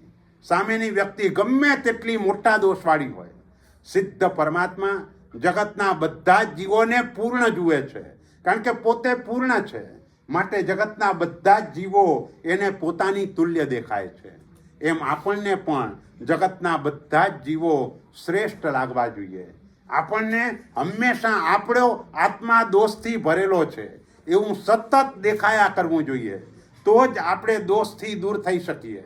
નહીંતર દોષથી દૂર ન થવાય અને દોષને શોધ્યા કરવાના છે. કારણ કે આપણામાં જે દોષો છે એ સત્તાગત રીતે પડેલા છે. નિમિત્ત મળતા એ દોષો જાગૃત થાય છે. સામાન્ય રીતે આપણે કહીએ ભાઈ આપણામાં સહજ રીતે ગુસ્સો નથી આવતો, પણ કોઈક આવીને આપણું મોટું નુકસાન કરી દે એટલે તરત જ ગુસ્સો ભભૂકી ઉઠે છે. તો એ નિમિત્ત મળતા આવ્યો તો તરત જ આપણે એને ઓળખી લેવાનો છે. ભાઈ આ દોષ મારા આત્મામાં છે, આ દોષ મારા આત્મામાં જોઈએ નહીં. મારે ક્ષમાવાન બનવાનું છે. મારામાં આ ગુસ્સો કેમ આવ્યો? અને એમ કરીને એ દોષને દૂર કરવાનો છે. અને એને દૂર કરવા માટે જે પ્રયત્ન કરવો પડે તે કરવાનો. હંમેશા ગમે તેવો મોટો દોષ હોય કે ગમે તેવું મોટું વ્યસન હોય જેના વિના આપણને ચાલી ન શકે, આવા વ્યસનો પણ દૂર કરી શકાય છે. પણ એ દૂર કેવી રીતે થાય? કે પોતાને વધારે ગમતી વસ્તુ જે હોય એને તમે એ નિમિત્તે છોડો એટલે ઓટોમેટિક આ દૂર થાય. એટલે હંમેશા આપણને પૈસો વધારે ગમે છે તો એ નિમિત્તે પૈસાને છોડો. ભાઈ ગુસ્સો વધારે આવે છે તો હું જ્યારે ગુસ્સો આવશે ત્યારે $100 ભંડારમાં નાખી દઈશ. આ નક્કી કરો એટલે ગુસ્સો ઓટોમેટિક ઓછો થઈ જશે. કે આવી રીતે દરેકમાં જે વસ્તુ વધારે જે ગમે છે એને છોડ્યા કરો તો દોષ ઓછો થાય. એના વિના દોષ ઓછો ન થાય. આજના દિવસે જે દોષ ઓછા થાય છે એ પણ મોટા ભાગે સારા દેખાવા માટે થાય છે. હકીકતમાં દોષને મૂળમાંથી દૂર કરવો જોઈએ. એ મૂળમાંથી દૂર એ દોષ જતો હોતો નથી. આપણને બધાને ફોટો ગમે છે, એક્સરે કોઈને ગમતો નથી. આપણે આ દોષોનો એક્સરે આપણે પાડવાનો છે કે મારા આત્મામાં કેટલા બધા દોષો ભરેલા છે. આ બધા દોષોને મારે કાઢવાના છે. પણ એ દોષો ક્યારે નીકળે? તો કે દોષોને દૂર કરવા માટે દેવ, ગુરુ અને ધર્મ એનું આલંબન લીધા કરીએ. એના પ્રતિપક્ષ ગુણ જ્યાં દેખાય ત્યાં તમે એની પ્રશંસા કર્યા કરો, એની અનુમોદના કર્યા કરો. ક્ષમતા ગુણ જેનામાં આત્મસાત થયો છે એવા મહાપુરુષોને યાદ કરીને એને નમસ્કાર કર્યા કરો તો ગુસ્સો ઓટોમેટિક ચાલ્યો જશે. કારણ કે જે ગુણ છે એની આપણે અનુમોદના કરીએ છીએ. ગયા વખતે મેં તમને કહેલું કે રાજેન્દ્ર સુરી મહારાજને કોઈએ પૂછ્યું કે ભાઈ તમને છેલ્લો ગુસ્સો ક્યારે આવ્યો હતો, તો તે વખતે એમનો જવાબ એ હતો કે ભાઈ મારી પાસે અવધિ જ્ઞાન કે જાતિ સ્મરણ જ્ઞાન નથી કે મને ખબર પડે કે મેં પૂર્વ જન્મમાં ક્યારે ગુસ્સો કર્યો હતો, એટલે આ જન્મમાં કોઈ દિવસે કશાય કર્યો જ નથી. આ કેવા ઉત્તમ જીવો કહેવાય. આ મૂળથી સ્થાનકવાસી છે, પણ મૂળથી સ્થાનકવાસી હોવા છતાં પણ જીવન જુઓ કેવું પરિણતિવાળું જીવન. તો આવું કેમ બને? તો હંમેશા જે ગુણવાન હોય, અને એટલે જ રોજ સવારે ઉઠીને પરેશર બાહુબલી એ સજ્જાય બોલીએ છીએ. ગુણવાન પુરુષોને યાદ કરવાથી આપણામાં ગુણો આવે, દોષો દૂર થાય. એટલે લોકપ્રિય થવા માટે, આ લોકપ્રિય એટલે લોક વિરુદ્ધ આચરણનો ત્યાગ. બસ જે કામ કરવાથી લોકોમાં આપણી ટીકા થાય, આવું કોઈ કામ આપણાથી ન કરાય. આપણી સગી બેન એની જોડે પણ રસ્તામાં ઊભા રહીને અડધો કલાક વાત ન કરાય, કારણ કે લોક વિરુદ્ધ છે. લોકો આપણા ભાઈ બહેનના સંબંધને સમજતા નથી. લોકો તો જુદી કલ્પના કરીને ત્યાંથી પસાર થાય. એટલે બેન જોડે પણ વાત કરવી હોય તો ઘરમાં શાંતિથી બેસીને વાત કરાય. રસ્તા ઉપર ઊભા રહીને માત્ર કામ પૂરતી વાત જુદી વાત છે, પણ વધારે વાત ન કરાય.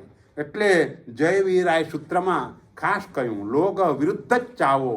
લોક વિરુદ્ધ જેટલા પણ કાર્યો છે, એ પછી કોઈની નિંદા હોય, હિંસા હોય, જૂઠ હોય, ચોરી હોય, વ્યભિચાર હોય, આ બધા પાપોનો ત્યાગ. બસ એ પાપો એમાંથી છૂટી જવાય એટલે સહજ રીતે જ લોકપ્રિય બનાય. અને એ લોકપ્રિયતા એનાથી પણ જીવો ધર્મની અંદર ખેંચાય. આપણા એમ શેખર વિજય મહારાજ એટલે બચુભાઈ એ પણ લોકપ્રિય બન્યા, પહેલા લોકપ્રિય બન્યા. ગોરેગામની અંદર જ જ્યારે ઇલેક્શન, એટલે આમ ઇલેક્શન નથી થતું સામાન્ય રીતે ટ્રસ્ટીઓ બનાવવા માટે, પણ એમને કોઈએ સજેસ્ટ કર્યું ભાઈ આમને ટ્રસ્ટી બનાવો. તે વખતના ટ્રસ્ટીઓએ કહ્યું ભાઈ આ તો સ્થાનકવાસી છે એટલે એને ન લેવાય. પણ એમને એનાથી કાંઈ ફરક નહોતો પડતો. એ ગિરનાર ઉપર જઈને બેસી ગયા તો કેટલું મોટું કામ થયું. આજે ગિરનારમાં કેટલા બધા લોકો જતા થઈ ગયા. તો આ લોકપ્રિયતા એના દ્વારા જે પ્રાપ્ત થઈ, તો આજે કેટલાયને એના દ્વારા કરીને ધર્મમાં જોડવાનું કામ એ લોકપ્રિયતાથી થાય છે. ગિરનારમાં લોકો આવતા ગયા, પરિચય વધતો ગયો, અને એ લોકપ્રિયતાના કારણે જેને જે પણ પ્રતિજ્ઞા આપે બધા પ્રતિજ્ઞા સ્વીકારવાય તૈયાર થઈ જાય. એ લોકપ્રિયતાથી આપણી હમચલે પાઠશાળા એ સ્કીમમાં પણ કેટલા આગળ વધ્યા. છેક વર્લ્ડ વાઇડ સ્કીમ થઈ ગઈ. એમાં કરવાનું છે શું? કંઈ નથી. 68 હાજરી ને 68 ગાથા. તમારા માટે આટલું જ કરવાનું છે કે માત્ર પાઠશાળાની અંદર 68 દિવસ આવવાનું. પણ તમે પાછા કહેશો કે ભાઈ અમારે ત્યાં તો આટલા દિવસ પાઠશાળા ચાલતી જ નથી. અમારી તો પાઠશાળા મહિનામાં 1 કે 2 દિવસ જ હોય તો વાંધો નહીં. જેટલા દિવસ તમારે ત્યાં પાઠશાળા ચાલતી હોય, ધારો કે મહિનામાં નહીં, વર્ષમાં તમારી 15 પાઠશાળા છે, તો 15ના બદલે અમે 12 જ હાજરી ગણશું. 15 નહીં, 12. પણ બાકીની જે તમારી 56 હાજરી છે, એ 56 હાજરી કઈ રીતે ગણવાની? તો કે ઓનલાઈન તમે કોઈની પાસેથી ગાથા લીધી હોય એ 56 હાજરી ગણાય. એટલે એ રીતે તમારે 68 હાજરી અને 68 ગાથા. તો એક હાજરીમાં એક ગાથા એ તો સહેલાઈથી થાય. આજના દિવસે તમે તો બધા વેલ એજ્યુકેટેડ છો, તમારો જ્ઞાનાવર્ણ્યનો ક્ષયોક્ષમ જબરજસ્ત છે. એટલે રોજ એક ગાથા, એ પણ રોજની તો ન થઈ ને, ખાલી 68 વર્ષના તો દિવસ 365 છે. તો અને બીજી રીતે ગુજરાતી ગણો તો 360, અને આ વખતે તો 390, 2 શ્રાવણ, એટલે વધારે તમને વધારે મળ્યું. અને એમાંથી માત્ર 68 દિવસ, અહીં 68 જ ગાથા કરવાની. જોકે આપણે તો વધારે ને વધારે કરવાની છે. આ સ્કીમનો લાભ કેટલો મળ્યો અમે જોયું ગયા વખતે કે આ 68 હાજરીની અંદર પણ ત્યાંની હાજરી થોડી વધારે છે, 125 હાજરી છે, પણ એ 125 હાજરીમાં અમને 3,000 ગાથાઓ કરવાવાળા મળ્યા. 3,000, 2,500, 2,000 આવી ગાથાઓ કરવાવાળા પણ ઘણા બધા મળ્યા. અને આમ કહેવાય 1 કરોડનું ઇનામ પણ જેને 1 કરોડનું ઇનામ મળ્યું આ વખતે, અત્યંત સાધારણ સ્થિતિવાળા, સાવ નાનકડું ગામ ચિત્રદુર્ગ કરીને છે, એમાં સાવ નાનકડું ગામ ને સાવ સામાન્ય સ્થિતિના લોકો ભાડાના ઘરની અંદર રહે અને ત્યાં ગુરુ મહારાજની નિશ્રામાં જઈને એનું બહુમાન એ રીતે થયું. અને બીજી બાજુ જે શ્રેષ્ઠ પાઠશાળા એને 10 લાખનો એવોર્ડ હતો, તો એ શ્રેષ્ઠ પાઠશાળામાં દાદરા નગર હવેલીનો નંબર લાગ્યો અને એની અંદર પણ એક જ શિક્ષિકા બેન, બીજે બધે તો 5 હોય 25 હોય, એટલા બધા શિક્ષક બધાના ભાગે પડતું વેચવાનું હોય, અને અહીં તો એક જ શિક્ષિકાના ભાગે કે ખરેખર જેને જરૂર છે એને જ મળ્યા.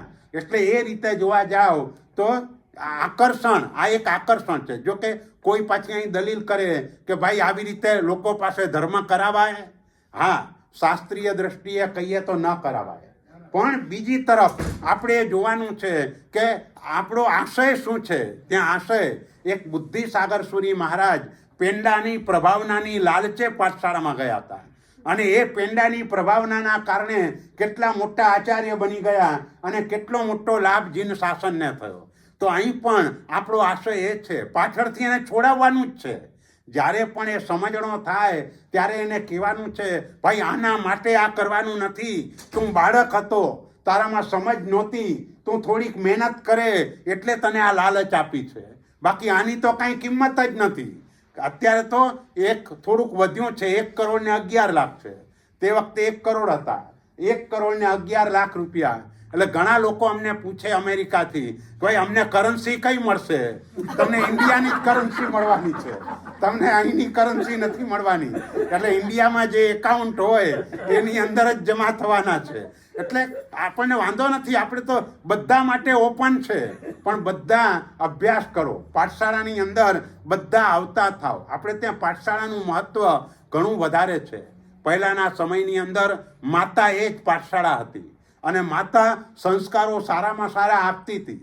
આજે માતાની પાસે સમય નથી, એ પણ જોબ કરવા લાગી ગઈ.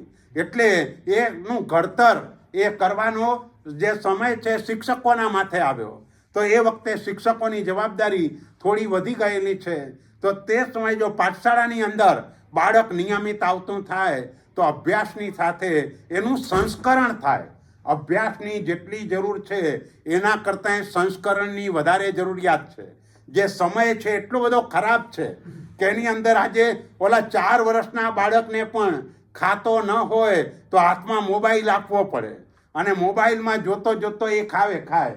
મોબાઈલને છોડી દો તો એ ખાવા પણ તૈયાર ન હોય. આવી સિચ્યુએશન જ્યારે આજના દિવસે હોય ત્યારે આપણે સમજવું જોઈએ કે પાઠશાળાનું મહત્ત્વ એ કેટલું બધું વધારે છે.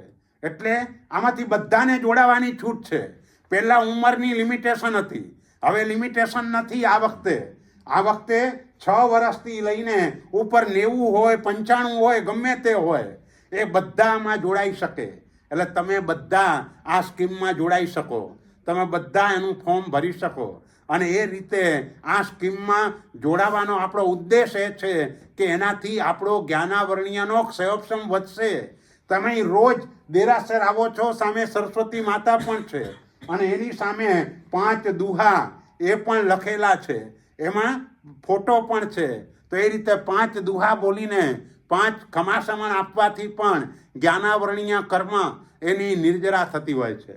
સરસ્વતી દેવી એ તો જ્ઞાનની અધિષ્ઠાત્રી દેવી છે. એ અયોગ્યના હાથમાં ચાલ્યું ન જાય અને યોગ્ય વ્યક્તિ જ્ઞાનથી વંચિત ન રહી જાય એ જોવાની જવાબદારી સરસ્વતી દેવીની છે. એટલે આપણે પણ પુરુષાર્થ કરવાનો છે, પ્રયત્ન કરવાનો છે. શરૂઆત જ આપણે એ રીતે કરેલી કે આપણો આત્મા અનંત જ્ઞાન ગુણનો માલિક છે. બસ એના ઉપર જે કર્મનું આવરણ પડેલું છે એ આવરણને ખસેડવાનું છે અને ખસેડવા માટે આપણે ઉદ્યમ કરવાનો છે, ખસેડવા માટે પુરુષાર્થ કરવાનો છે. આજે તમે બધા સ્વાધ્યાયમાં આવ્યા, આટલા જણ સ્વાધ્યાયમાં આવ્યા તો લાભ શું થયો? તો કે મોટામાં મોટો લાભ એ કે જ્ઞાનાવરણીય કર્મ એટલા સમય માટે તો તૂટ્યું. યાદ રહે કે ન રહે બીજા નંબરની વાત છે. યાદ ઓછું પણ રહેશે અને જેટલું યાદ રહે એમાંથી 1% પણ અમલમાં આવશે તો એ લાભ તો ઘણો મોટો છે જ.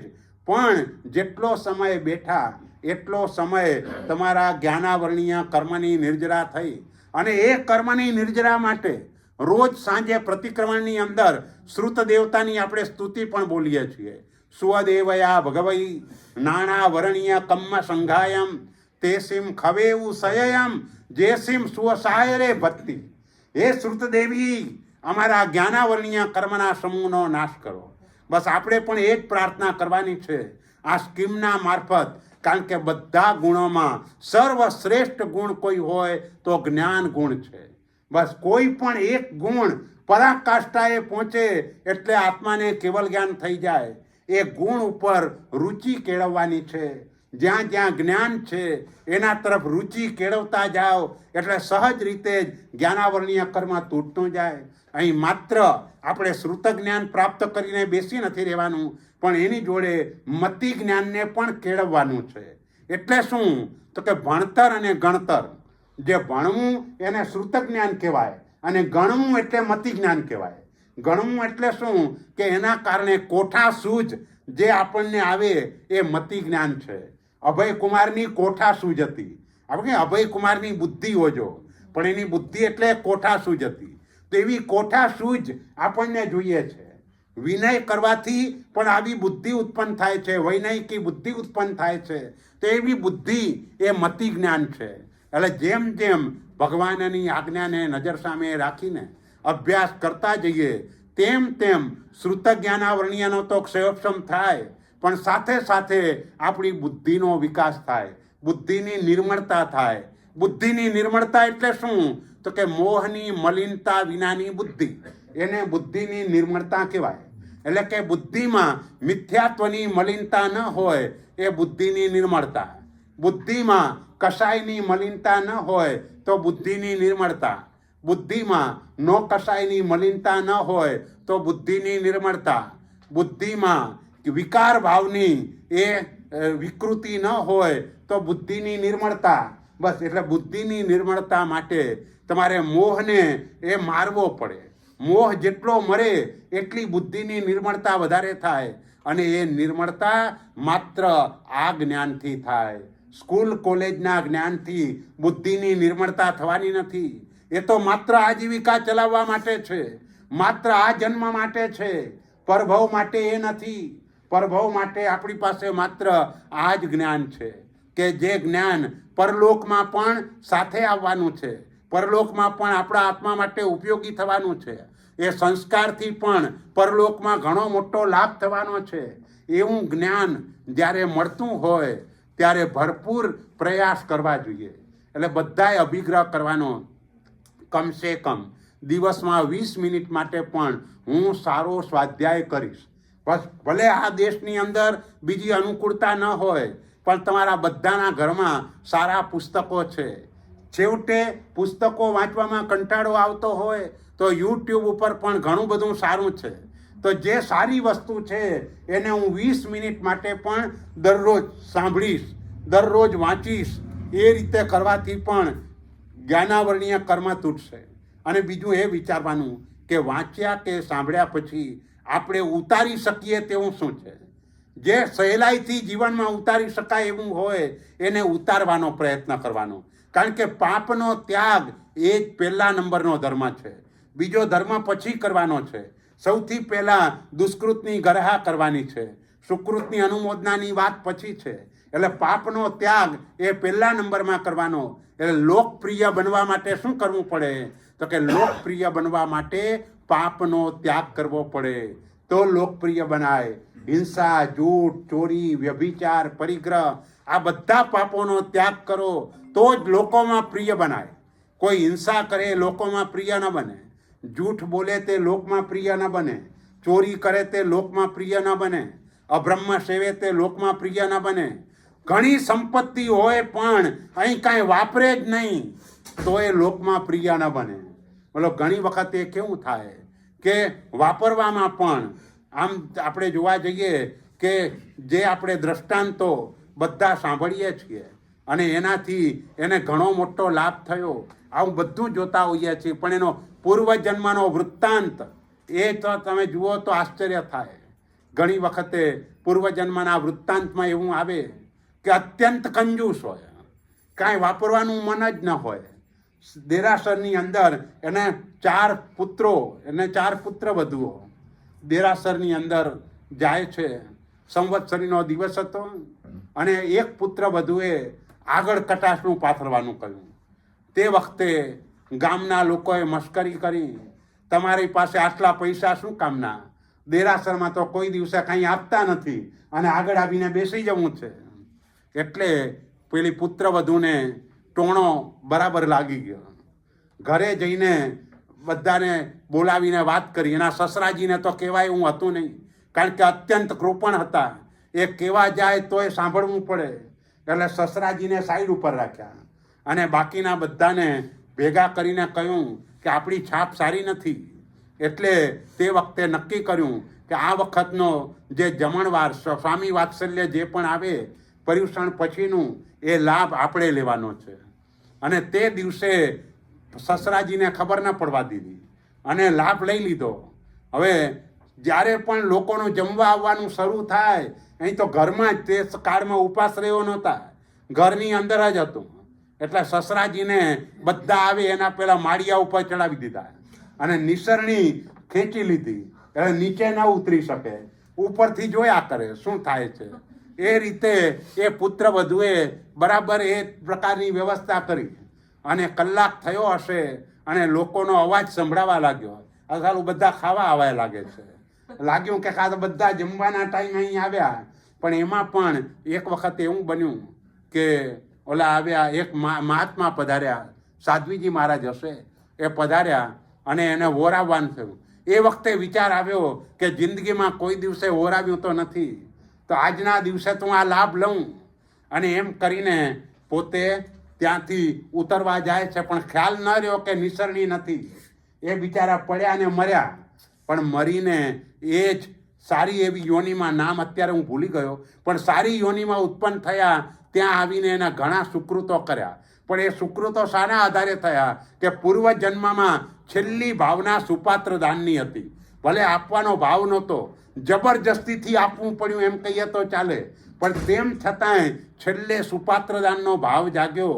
તો એના કારણે એવી જગ્યાએ આવીને ઊભા થયા કે અહીં કને અનેકને સુપાત્ર દાનનો લાભ એને પ્રાપ્ત થયો. એટલે આપણી લેસ્યા, આપણા પરિણામો તે સારા રહે એટલા માટે સારા વાતાવરણમાં હોઈએ. કારણ કે આપણે જે આ ગ્રંથ ધર્મરત્ન પ્રકરણ જે જોઈ રહ્યા છીએ, એ ગ્રંથ 3 વિભાગમાં વહેંચાયેલો છે. એક વિભાગ માર્ગાનુસારીના ગુણો છે, બીજો વિભાગ શ્રાવકના 21 ગુણો છે અને ત્રીજા વિભાગમાં સાધુપણાના ગુણો છે. બીજી રીતે શ્રાવકના 21 ગુણો, મહાશ્રાવક અને સાધુપણાના 21 ગુણો, આવી રીતે 3 વિભાગમાં આ ગ્રંથ વહેંચાયેલો છે. એનું નામ ધર્મરત્ન એટલા માટે છે, ધર્મ એટલે જે દુર્ગતિમાંથી પડતા બચાવે તે ધર્મ. અને આ 21 ગુણો જ્યારે જીવનમાં આવી જાય પછી આત્માને દુર્ગતિમાં ન જવું પડે. એટલે આ 21 ગુણો એ રત્નના સ્થાને છે. આ 21 ગુણો 21 રત્નો છે અને 21 રત્નોના પ્રભાવે જીવ જે ધર્મ કરે એ ધર્મથી જીવ વૈમાનિક દેવલોકમાં ઉત્પન્ન થાય. કારણ કે નિયમ છે કે શ્રાવક હંમેશા વૈમાનિક દેવલોકમાં જ જાય, આનાથી નીચે ન જાય.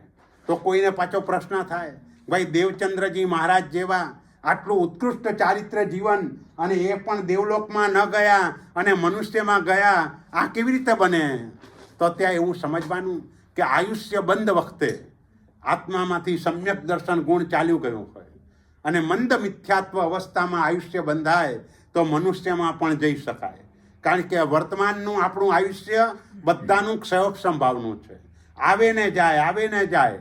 સમ્યક દર્શન હોય તો નક્કી વૈમાનિક દેવલોક, પણ સમ્યક દર્શન ચાલ્યું ગયું અને તેવા સમયે આયુષ્યનો બંધ પડે તો મનુષ્યમાં પણ જઈ શકાય. એટલે વહેલા મોક્ષે જવાનું હોય તો કોઈક વખતે જીવને દેવલોકમાં કર્મસત્તા ન મોકલે અને મહાવિદેહમાં મોકલી દે તો વહેલા મોક્ષે પહોંચી જાય. દેવચંદ્રજી એ રીતે વહેલા મોક્ષે પહોંચી જશે. તો આ રીતે પણ, કારણ કે કર્મસત્તા એ બંને રીતે, પાપ વધારે કર્યું હોય તો ગઈકાલે વાત કરી હતી કે 33 સાગરોપમથી છુટકારો નથી થઈ જતો. એ 33 સાગરોપમ પછી તંદુલિયા મત્સ્યમાં અને પાછો 33 સાગરોપમ. એમ ધર્મ પણ જીવે વધારે કર્યો હોય તો એને દેવલોક કે હું આપવાના બદલે મહાવિદ્ય ક્ષેત્રમાં મોકલી પરમાત્મા પાસે દીક્ષા વગેરે અપાવી અને તાત્કાલિક કર્મ નિર્જરા વગેરે કરીને આત્મા શીઘ્ર મોક્ષે પહોંચી જાય, આવું પણ બને. એટલે શોર્ટકટ છે મોક્ષે જવાનો, શોર્ટકટ. એટલે અહીંથી મહાવિદ્ય ક્ષેત્રમાં, પણ મહાવિદ્ય ક્ષેત્રમાં જઈએ એટલે આપણું આત્મકલ્યાણ થઈ જ ગયું એવું સમજવાનું નથી. મહાવિદ્ય ક્ષેત્રમાંથી 7મી નરકમાં જવાય. મહાવિદ્ય ક્ષેત્રમાં પણ જે ધર્મની પરિણતિવાળા, જે જીવે ધર્મ પચાવ્યો છે, જેના જીવનમાં ધર્મ સાહજિક બન્યો છે, આવા જીવો મહાવિદ્ય ક્ષેત્રમાંથી જલ્દી મોક્ષે પહોંચે. પણ એ ધર્મ પરિણતિવાળો ન હોય, માત્ર પુણ્ય ઉપાર્જન કર્યું હોય અને વૃદ્ધિ વગેરે પ્રાપ્ત થઈ હોય, પણ એ વૃદ્ધિ વગેરે દ્વારા કરીને ધર્મમાં પુરુષાર્થ જો ન કરે તો જલ્દી મોક્ષે ન પહોંચે. એટલે મોક્ષે પહોંચવા માટે પુણ્યથી જે પણ સામગ્રી મળી છે એ સામગ્રીને ધર્મ પુરુષાર્થમાં ફોરવવી પડશે તો પહોંચાશે. પછી કેટલાક દલીલ કરે, ભાઈ પુરુષાર્થ તો 4 છે ને, પણ 4માં 2 તો નામના જ છે, આપણા કામના નથી. અર્થ અને કામ એ આપણા કામના નથી. આપણે સંસારમાં છીએ, ન છૂટકે આ કરવું પડે છે. એટલે અર્થ પુરુષાર્થ ક્યાં સુધી કહેવાય તો કે તમારી આજીવિકા ચાલે ત્યાં સુધીનો પ્રયત્ન, એને અર્થ પુરુષાર્થ કહેવાય. પણ આજીવિકાથી પણ વધારે મોજશોખ કરવા, બેંક બેલેન્સ વધારવા કે એ રીતે જ્યારે પણ પુરુષાર્થ થાય ત્યારે એને અર્થ લંપટતા કહેવાય. એ અર્થ લંપટતા આત્માને દુર્ગતિમાં લઈ જાય છે. એટલે પૈસાની જરૂર ચોક્કસ છે. તો શ્રાવક પાસે કેટલું હોય? શ્રાદ્ધ વિધિ, જે એ પણ શ્રાવકનો જ ગ્રંથ છે. શ્રાદ્ધ વિધિ એટલે શ્રાવકનો ગ્રંથ. અને શ્રાવકના ગ્રંથમાં શું લખ્યું? કયો શ્રાવક પુણ્યશાળી કહેવાય?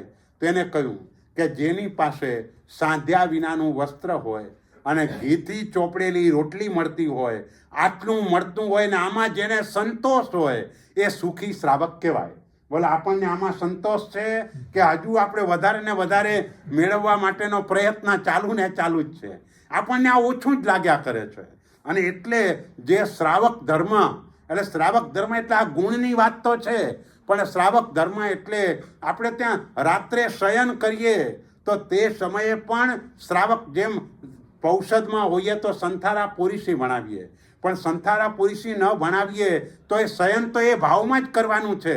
ભાઈ રાત્રિના વિશે મારું મૃત્યુ થઈ જાય તો આહાર, બુદ્ધિ અને શરીર આને હું ત્રિવિધે ઓસીરાવું છું, આવા પ્રકારનો ભાવ આપણો રહેવો જોઈએ.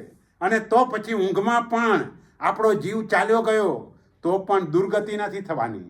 પણ એ ભાવથી આપણે બોલ્યા હોઈએ તો બોલીએ છીએ ખરા, આહાર ઉપધીને પચકું પાપ 18, જે બધું બોલીએ છીએ, પણ જ્યારે ભાવપૂર્વક બોલાય તે વખતે આ કામ થાય. એ જ ગાથા સંથારા પુરીષીની, જય મેં હુજ્જ પમાવો ઇમસ્સ દેહસ્સી માઈ રયણીએ આહાર મુવહી દેહમ સબ્બમ દિવ્યેણ ઓસિર્યમ.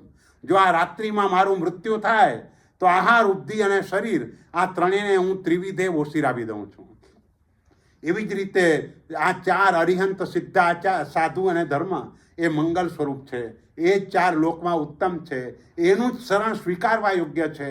18 પ્રકારના પાપસ્થાનકો જે આપણને મોક્ષ માર્ગમાં અંતરાય રૂપ છે, દુર્ગતિના કારણ રૂપ છે, આ બધાને હું ઓસિરાવું છું.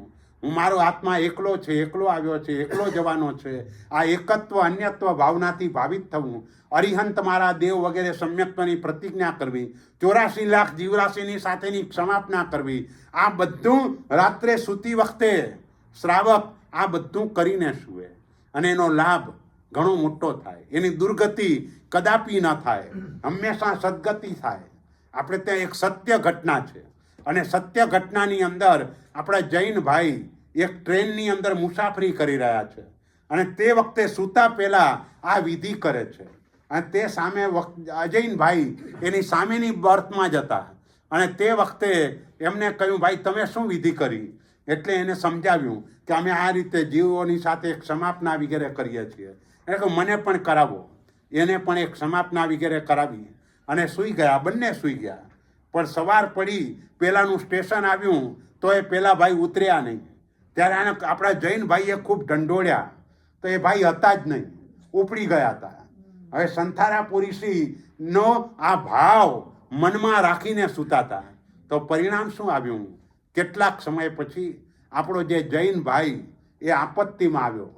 તે વખતે પહેલાંય આવીને કહ્યું, તમે મને ટ્રેનની અંદર જે આ ક્રિયા કરાવેલી એના પ્રભાવે હું દેવ તરીકે ઉત્પન્ન થયો છું અને તમારા દુઃખને દૂર કરવા માટે, તમારા સંકટના નિવારણ માટે હું તમારી પાસે આવ્યો છું. તમારો ઉપકાર મારા ઉપર છે, એનું ઋણ ચૂકવવા માટે હું આજે આવ્યો છું. એટલે આપણી કોઈ ક્રિયાઓ નકામી નહીં સમજતા. કહેવાનો આશય એ છે કે આ જે ક્રિયા છે એ ક્રિયામાં જ્યારે ભાવ રેડાઈ જાય છે ત્યારે એ ક્રિયા ઘણો લાભ કરનારી બની જાય છે.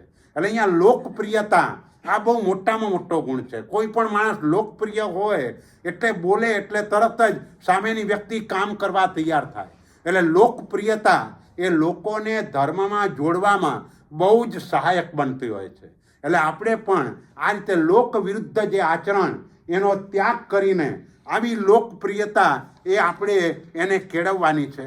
આ લોકપ્રિયતાની બાબતમાં પણ એમને અહીંયા સુજાત એની કથા કરી છે.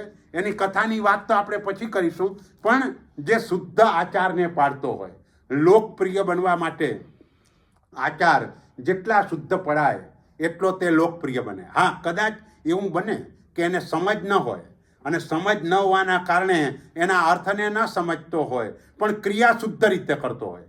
જેમ મુપત્તિનું પરિવહન કરે તો એને બોલ આવડતા નથી, પણ ના આવડતા હોવા છતાં પણ એ ધ્યાન રાખીને બરાબર કોઈ જીવની વિરાધના ન થાય એવી કાળજીપૂર્વક કરતો હોય. વાંદણા પણ બરાબર આપતો હોય, કાયોત્સક પણ બરાબર કરતો હોય. તો આવી શુદ્ધ ક્રિયા જોઈને પણ બીજાને એનાથી પ્રેરણા મળે. પછી પેલા ભાઈ પાસે જાય ત્યારે એમ કે ભાઈ મને પણ નથી આવડતું. આપણે બંને ગુરુ પાસે જઈએ અને સમજીએ.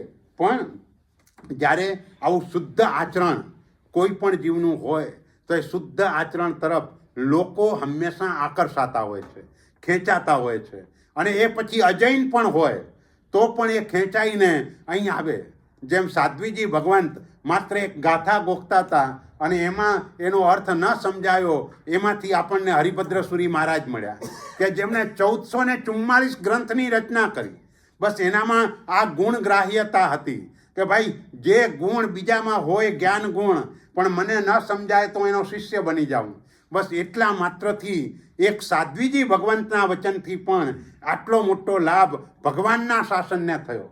આજે કનકસુરી મહારાજ જેવા વાગડ સમુદાયના મુખ્ય જે આચાર્ય કહેવાય એ પણ એક સાધ્વીજીના કારણે મળ્યા છે. એક આનંદ શ્રીજી કરીને સાધ્વીજી હતા અને એના સંપર્કમાં આ આવ્યા અને ત્યાંથી એમની દીક્ષા થઈ.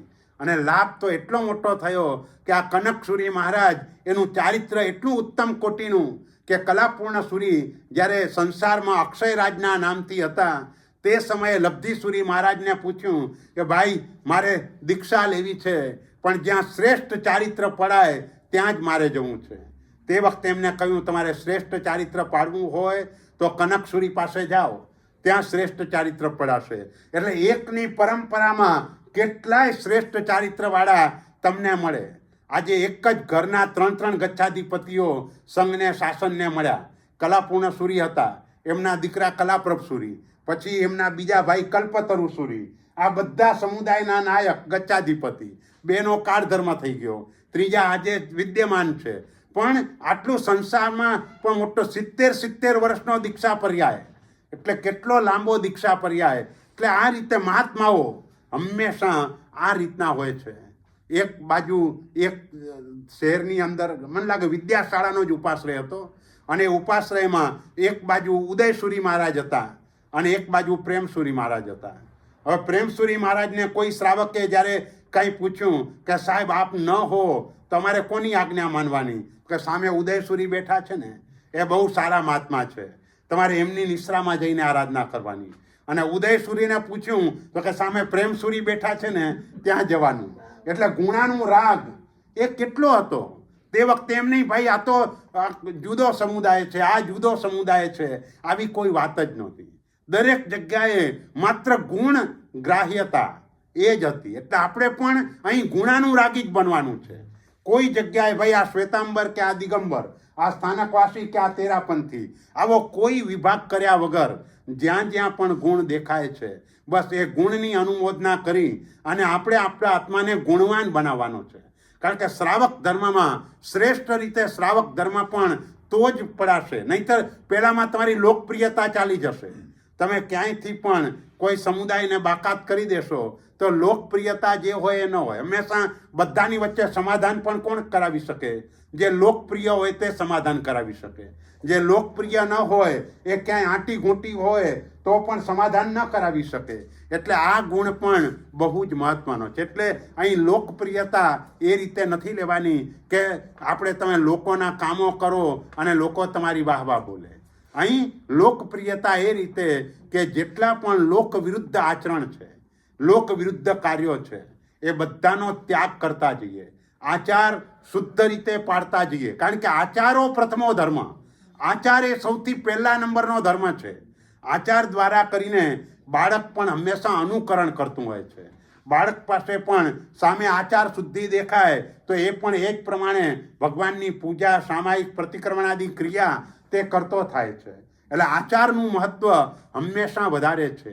એટલે આપણે ત્યાં એટલા માટે મોટા પંડિતો ભલે હોય તો પણ એક જ દિવસના દીક્ષિત મહાત્મા હોય તો એના વચનની કિંમત વધારે હોય. કારણ કે એના જીવનમાં પૂર્ણ આચાર છે અને પૂર્ણ આચાર એની વેલ્યુ વધારે છે. એના જીવનમાં ભગવાનની આજ્ઞાનું સંપૂર્ણ પાલન છે. આપણા જીવનની અંદર આપણે જાણીએ છીએ આ ન ખવાય, આ રીતે ન રહેવાય, અને તેમ છતાં પણ આપણાથી આવા દોષો સેવાઈ જાય છે. એટલે આપણે જાણતા હોવા છતાં પણ જે શ્રાવક જીવનને અનુરૂપ જે ગુણો આપણામાં જોઈએ અને આપણે કરી શકીએ તેમ હોઈએ તો પણ આપણી નબળાઈના કારણે આપણે બીજાની સાથે ભળી જઈ અને દોષો સેવતા સહજ થઈ જઈએ છીએ. તો આ બધાથી આપણે મુક્તિ મેળવવાની છે. એના માટે અહીં સુજાતની વાત એમને કરવી છે. એટલે ચોથો લોકપ્રિયતા નામનો ગુણ છે, પણ એ કથા થોડી લાંબી છે એટલે આપણે પછી વાત કરીશું. એના પછીનો જે પાંચમો ગુણ છે તે અક્રૂર. અક્રૂર એ પાંચમા. ક્રૂરતા. ક્રૂરતા એટલે ઘણાની મુખાકૃતિ ઉપરથી જ આપણને સામેની વ્યક્તિ ક્રૂર છે એવું લાગે. અહીં તો એમ કહેવાય આકૃતિ ગુણાન કથયતી. માણસની જે આકૃતિ હોય ને એના ઉપરથી જ એના ગુણની ખબર પડી જાય. જે લોકો સામુદ્રિક શાસ્ત્ર આદિને જાણતા હોય એ જાણકાર સામેની વ્યક્તિની આકૃતિ જુએ અને એ વ્યક્તિમાં કેવા કેવા પ્રકારના ગુણો છે એનો ખ્યાલ આવી જાય. ઘણા એવા ઓલા નાડીને જોઈને તમને કહી દે કે ભાઈ તમારો જન્મ આ દિવસે આ તારીખે આ ટાઈમે થયો છે અને મૃત્યુ આવી રીતે થવાનું છે. આવા પણ જ્યોતિષીઓ આપણને જોવા મળે. આવી બધી વિદ્યાઓ આપણે ત્યાં છે. અહીં અક્રૂર. અક્રૂર એટલે અહીં અધ્યવસાયની અપેક્ષાએ એનામાં બિલકુલ ક્રૂરતા ન હોય. અધ્યવસાય એના મનમાં ક્યાંય ક્રૂરતા ન હોય. પોતાનું ગમે તેટલું નુકસાન થાય તો પણ એ સામેની વ્યક્તિ સાથે ક્રૂર જરાય ન બને. એ પોતે હંમેશા પોતાના કર્મ વિપાકને ચિંતવે અને પોતે અક્રૂર એટલે સ્વાભાવિક રીતે જ ક્ષમાવાળો જ રહે. ક્યાંય પણ એનામાં સહજ રીતે ક્રૂરતા દેખાય જ નહીં. હા, એનામાં પણ ક્રૂરતા આવી જાય, પણ ક્યારે આવે કે જ્યારે એનું મોટું નુકસાન કંઈક થતું હોય તે વખતે ક્રૂરતા દેખાય. પણ એ ક્રૂરતા પણ થોડા સમય પૂરતી જ હોય. તરત જ એનું સમાધાન કરે કે ભાઈ આ તો મારા પોતાના કર્મના ઉદયના કારણે થયું છે. સામેની વ્યક્તિ એ કાંઈ મારું નુકસાન કરી શકતી નથી. એને તો માત્ર પોસ્ટમેનનું કામ કર્યું છે. રાઈટ એડ્રેસ ઉપર એને ટપાલ પહોંચાડી છે અને એ તો એનું કામ હતું. એટલે મારે એના તરફ કસાય ન કરવાનો હોય. એટલે પહેલાં અનાદિ સ્વભાવના કારણે ગુસ્સો આવી જાય, પણ પછીથી સહજ રીતે જ એની પ્રકૃતિથી એ વિચારે ભાઈ મારા કર્મનો વિપાક છે, મેં પૂર્વજન્મની અંદર એને ત્રાસ આપ્યો હશે માટે આ બન્યું છે. તો આવી અક્રૂરતા એટલે ક્લિષ્ટ ભાવ ન હોવો જોઈએ. જે સંક્લિષ્ટ ભાવ એને ક્રૂરતા કહેવાય. સંક્લિષ્ટ ભાવ એટલે શું? તો કે રાગ અને દ્વેષ એનું નામ ક્રૂરતા. રાગને પણ ક્રૂરતા કહેવાય. તમારા સંતાન તરફ તમારો રાગ વધારે હોય તો એને પણ ક્રૂરતા કહેવાય. કારણ કે આપણો આત્મા એનાથી વધારે કર્મથી ભારે થાય છે. રાગ એ મોટો દોષ છે. માટે ભગવાનને આપણે વિત દ્વેષ નથી કહેતા, પણ વિતરાગ કહીએ છીએ. રાગ જાય પછી દ્વેષ જવાનો જ, પણ દ્વેષ જાય એટલે રાગ જાય જ એવો નિયમ નથી. રાગ 10મા ગુણસ્થાનક સુધી છે, દ્વેષ 9મા ગુણસ્થાનક સુધી છે. એટલે આ રીતે રાગ સૌથી વધારે ખતરનાક છે. રાગ ઉંદરની જેમ ફૂંક મારી મારીને કરડે છે. એટલે આખી ચામડી કપાઈ જાય પછી ખબર પડે કે ઉંદર કરડી ગયો, ત્યાં સુધી ખબર જ ન પડે. એટલે રાગ આવી રીતે આપણા આત્માને હેરાન કરતો હોય છે. એટલે ક્રૂરતા, એટલે રાગ અને દ્વેષના અધ્યવસાય, એને ક્રૂરતા કહેવાય. આ રાગ અને દ્વેષના અધ્યવસાયો આવવાનું કારણ એક મોહ પણ હોય, અજ્ઞાન દશા પણ હોય. એના કારણે પણ આવા અધ્યવસાયો જીવના સાહજિક થતા હોય છે. એટલે આ મમત્વમાંથી છૂટવું એ અઘરું છે. પોતાના સંતાનોનો મોહ કે સંતાનો કરતાં સંતાનોના સંતાનો હોય એના તરફનો મોહ એ છૂટવો એ ઘણો મુશ્કેલ છે. એટલે જ લોકો અર્થોપાર્જન આદિ વધારે કેમ કરે છે? પરિવાર તરફ મમત્વ છે માટે કરે છે. બાકી બધા સમજે જ છે કે મારે આ બધું મૂકીને જવાનું છે, આમાંથી કાંઈ જ મારે સાથે લઈને જવાનું નથી. તો પછી પ્રયત્ન શાના માટે કરે? પણ આપણો પ્રયત્ન શાના માટે? પરિવાર માટે. અને એ પરિવાર માટે એ પણ આ વર્તમાન જન્મનો એક જ પરિવાર. બાકીના ભૂતકાળના તો આ બધા જીવો આપણા પરિવારમાં હતા જ, પણ આપણે એને પરિવારથી બહાર કાઢ્યા. આવે અને પરિવારથી બહાર કાઢ્યા એટલે આપણો મૈત્રી ભાવ એટલો ઓછો થયો, એટલે આ થયું. એટલે હંમેશા ધર્મના ક્ષેત્રમાં આગળ વધવું હોય તો જગતના બધા જ જીવો તરફ મૈત્રીનો ભાવ અખંડ રાખવો જોઈએ. તો જ ધર્મના ક્ષેત્રની અંદર આગળ વધી શકાય, એના વિના આગળ ન વધી શકાય. એટલે અહીં ક્રૂરતા એનો અર્થ રાગદ્વેષનો પરિણામ, બસ એનો અર્થ જ ક્રૂરતા. આ ગમે આ ન ગમે, આ ભાવે આ ન ભાવે, આ ફાવે આ ન ફાવે, આ સારું આ ખરાબ, આ બધું ક્રૂરતા કહેવાય. તો મોલમાં જાઓ અને આવું બધું વિભાગીકરણ થાય એને પણ ક્રૂરતા કહેવાય. શ્રાવક અક્રૂર હોય, શ્રાવક ઉદાસીન હોય. ઉદાસીન એટલે શું? આસીન એટલે બેઠેલો, અને ઉદ એટલે ઉપર. બસ કોઈ પણ પ્રસંગથી ઉપર બેઠેલો, ઉદાસીન, ઉપર બેઠેલો. એટલે એની એને કાંઈ અસર ન થાય. અહીં ગમે તેટલું સારું ખરાબ થતું હોય, એના મન ઉપર એની લેશ માત્ર પણ એને અસર ન હોય. આ બધા કર્મના ખેલ છે, એને એ રીતે સમજતો જાય. પણ એમાં એ ક્યાંય રાગદ્વેષ ન કરે, રાગદ્વેષથી લેપાય નહીં. અને આ રીતે જ કર્મથી દૂર થવાય, એના વિના કર્મથી દૂર ન થવાય. તો આ અક્રૂરતા એ આપણો 5મા નંબરનો શ્રાવકનો ગુણ છે. બોલો, પહેલો ગુણ અક્ષુદ્ર, બીજો ગુણ રૂપવાન, ત્રીજો ગુણ પ્રકૃતિ સૌમ્ય, ચોથો ગુણ લોકપ્રિયતા, અને 5મો ગુણ અક્રૂર. આપણી લોકપ્રિયતા કેવી? લોક વિરુદ્ધનું આચરણ, એનો ત્યાગ કરીને લોકપ્રિયતા મેળવાય એવી. આપણું પ્રકૃતિ સૌમ્યતા કેવી? પ્રકૃતિ સૌમ્યતા, પાપમાં સહેજ પણ રુચિ ન હોય, એ પ્રકૃતિ સૌમ્યતા. એવી જ રીતે આપણી જે રૂપવાન એટલે 5 ઇન્દ્રિયોથી પરિપૂર્ણ, એ રૂપવાન. અને અક્ષુદ્રતા એટલે ગંભીરતા અથવા તુચ્છતાનો અભાવ, એ અક્ષુદ્રતા છે. એટલે આવા ગુણો આપણે કેળવવા માટેનો પ્રયત્ન કરવાનો. અને પછી આપણે હજુ કલાક પછી આપણે મળીએ. પરમાત્માની આજ્ઞા બોલે તો મિચ્છામિ કરો.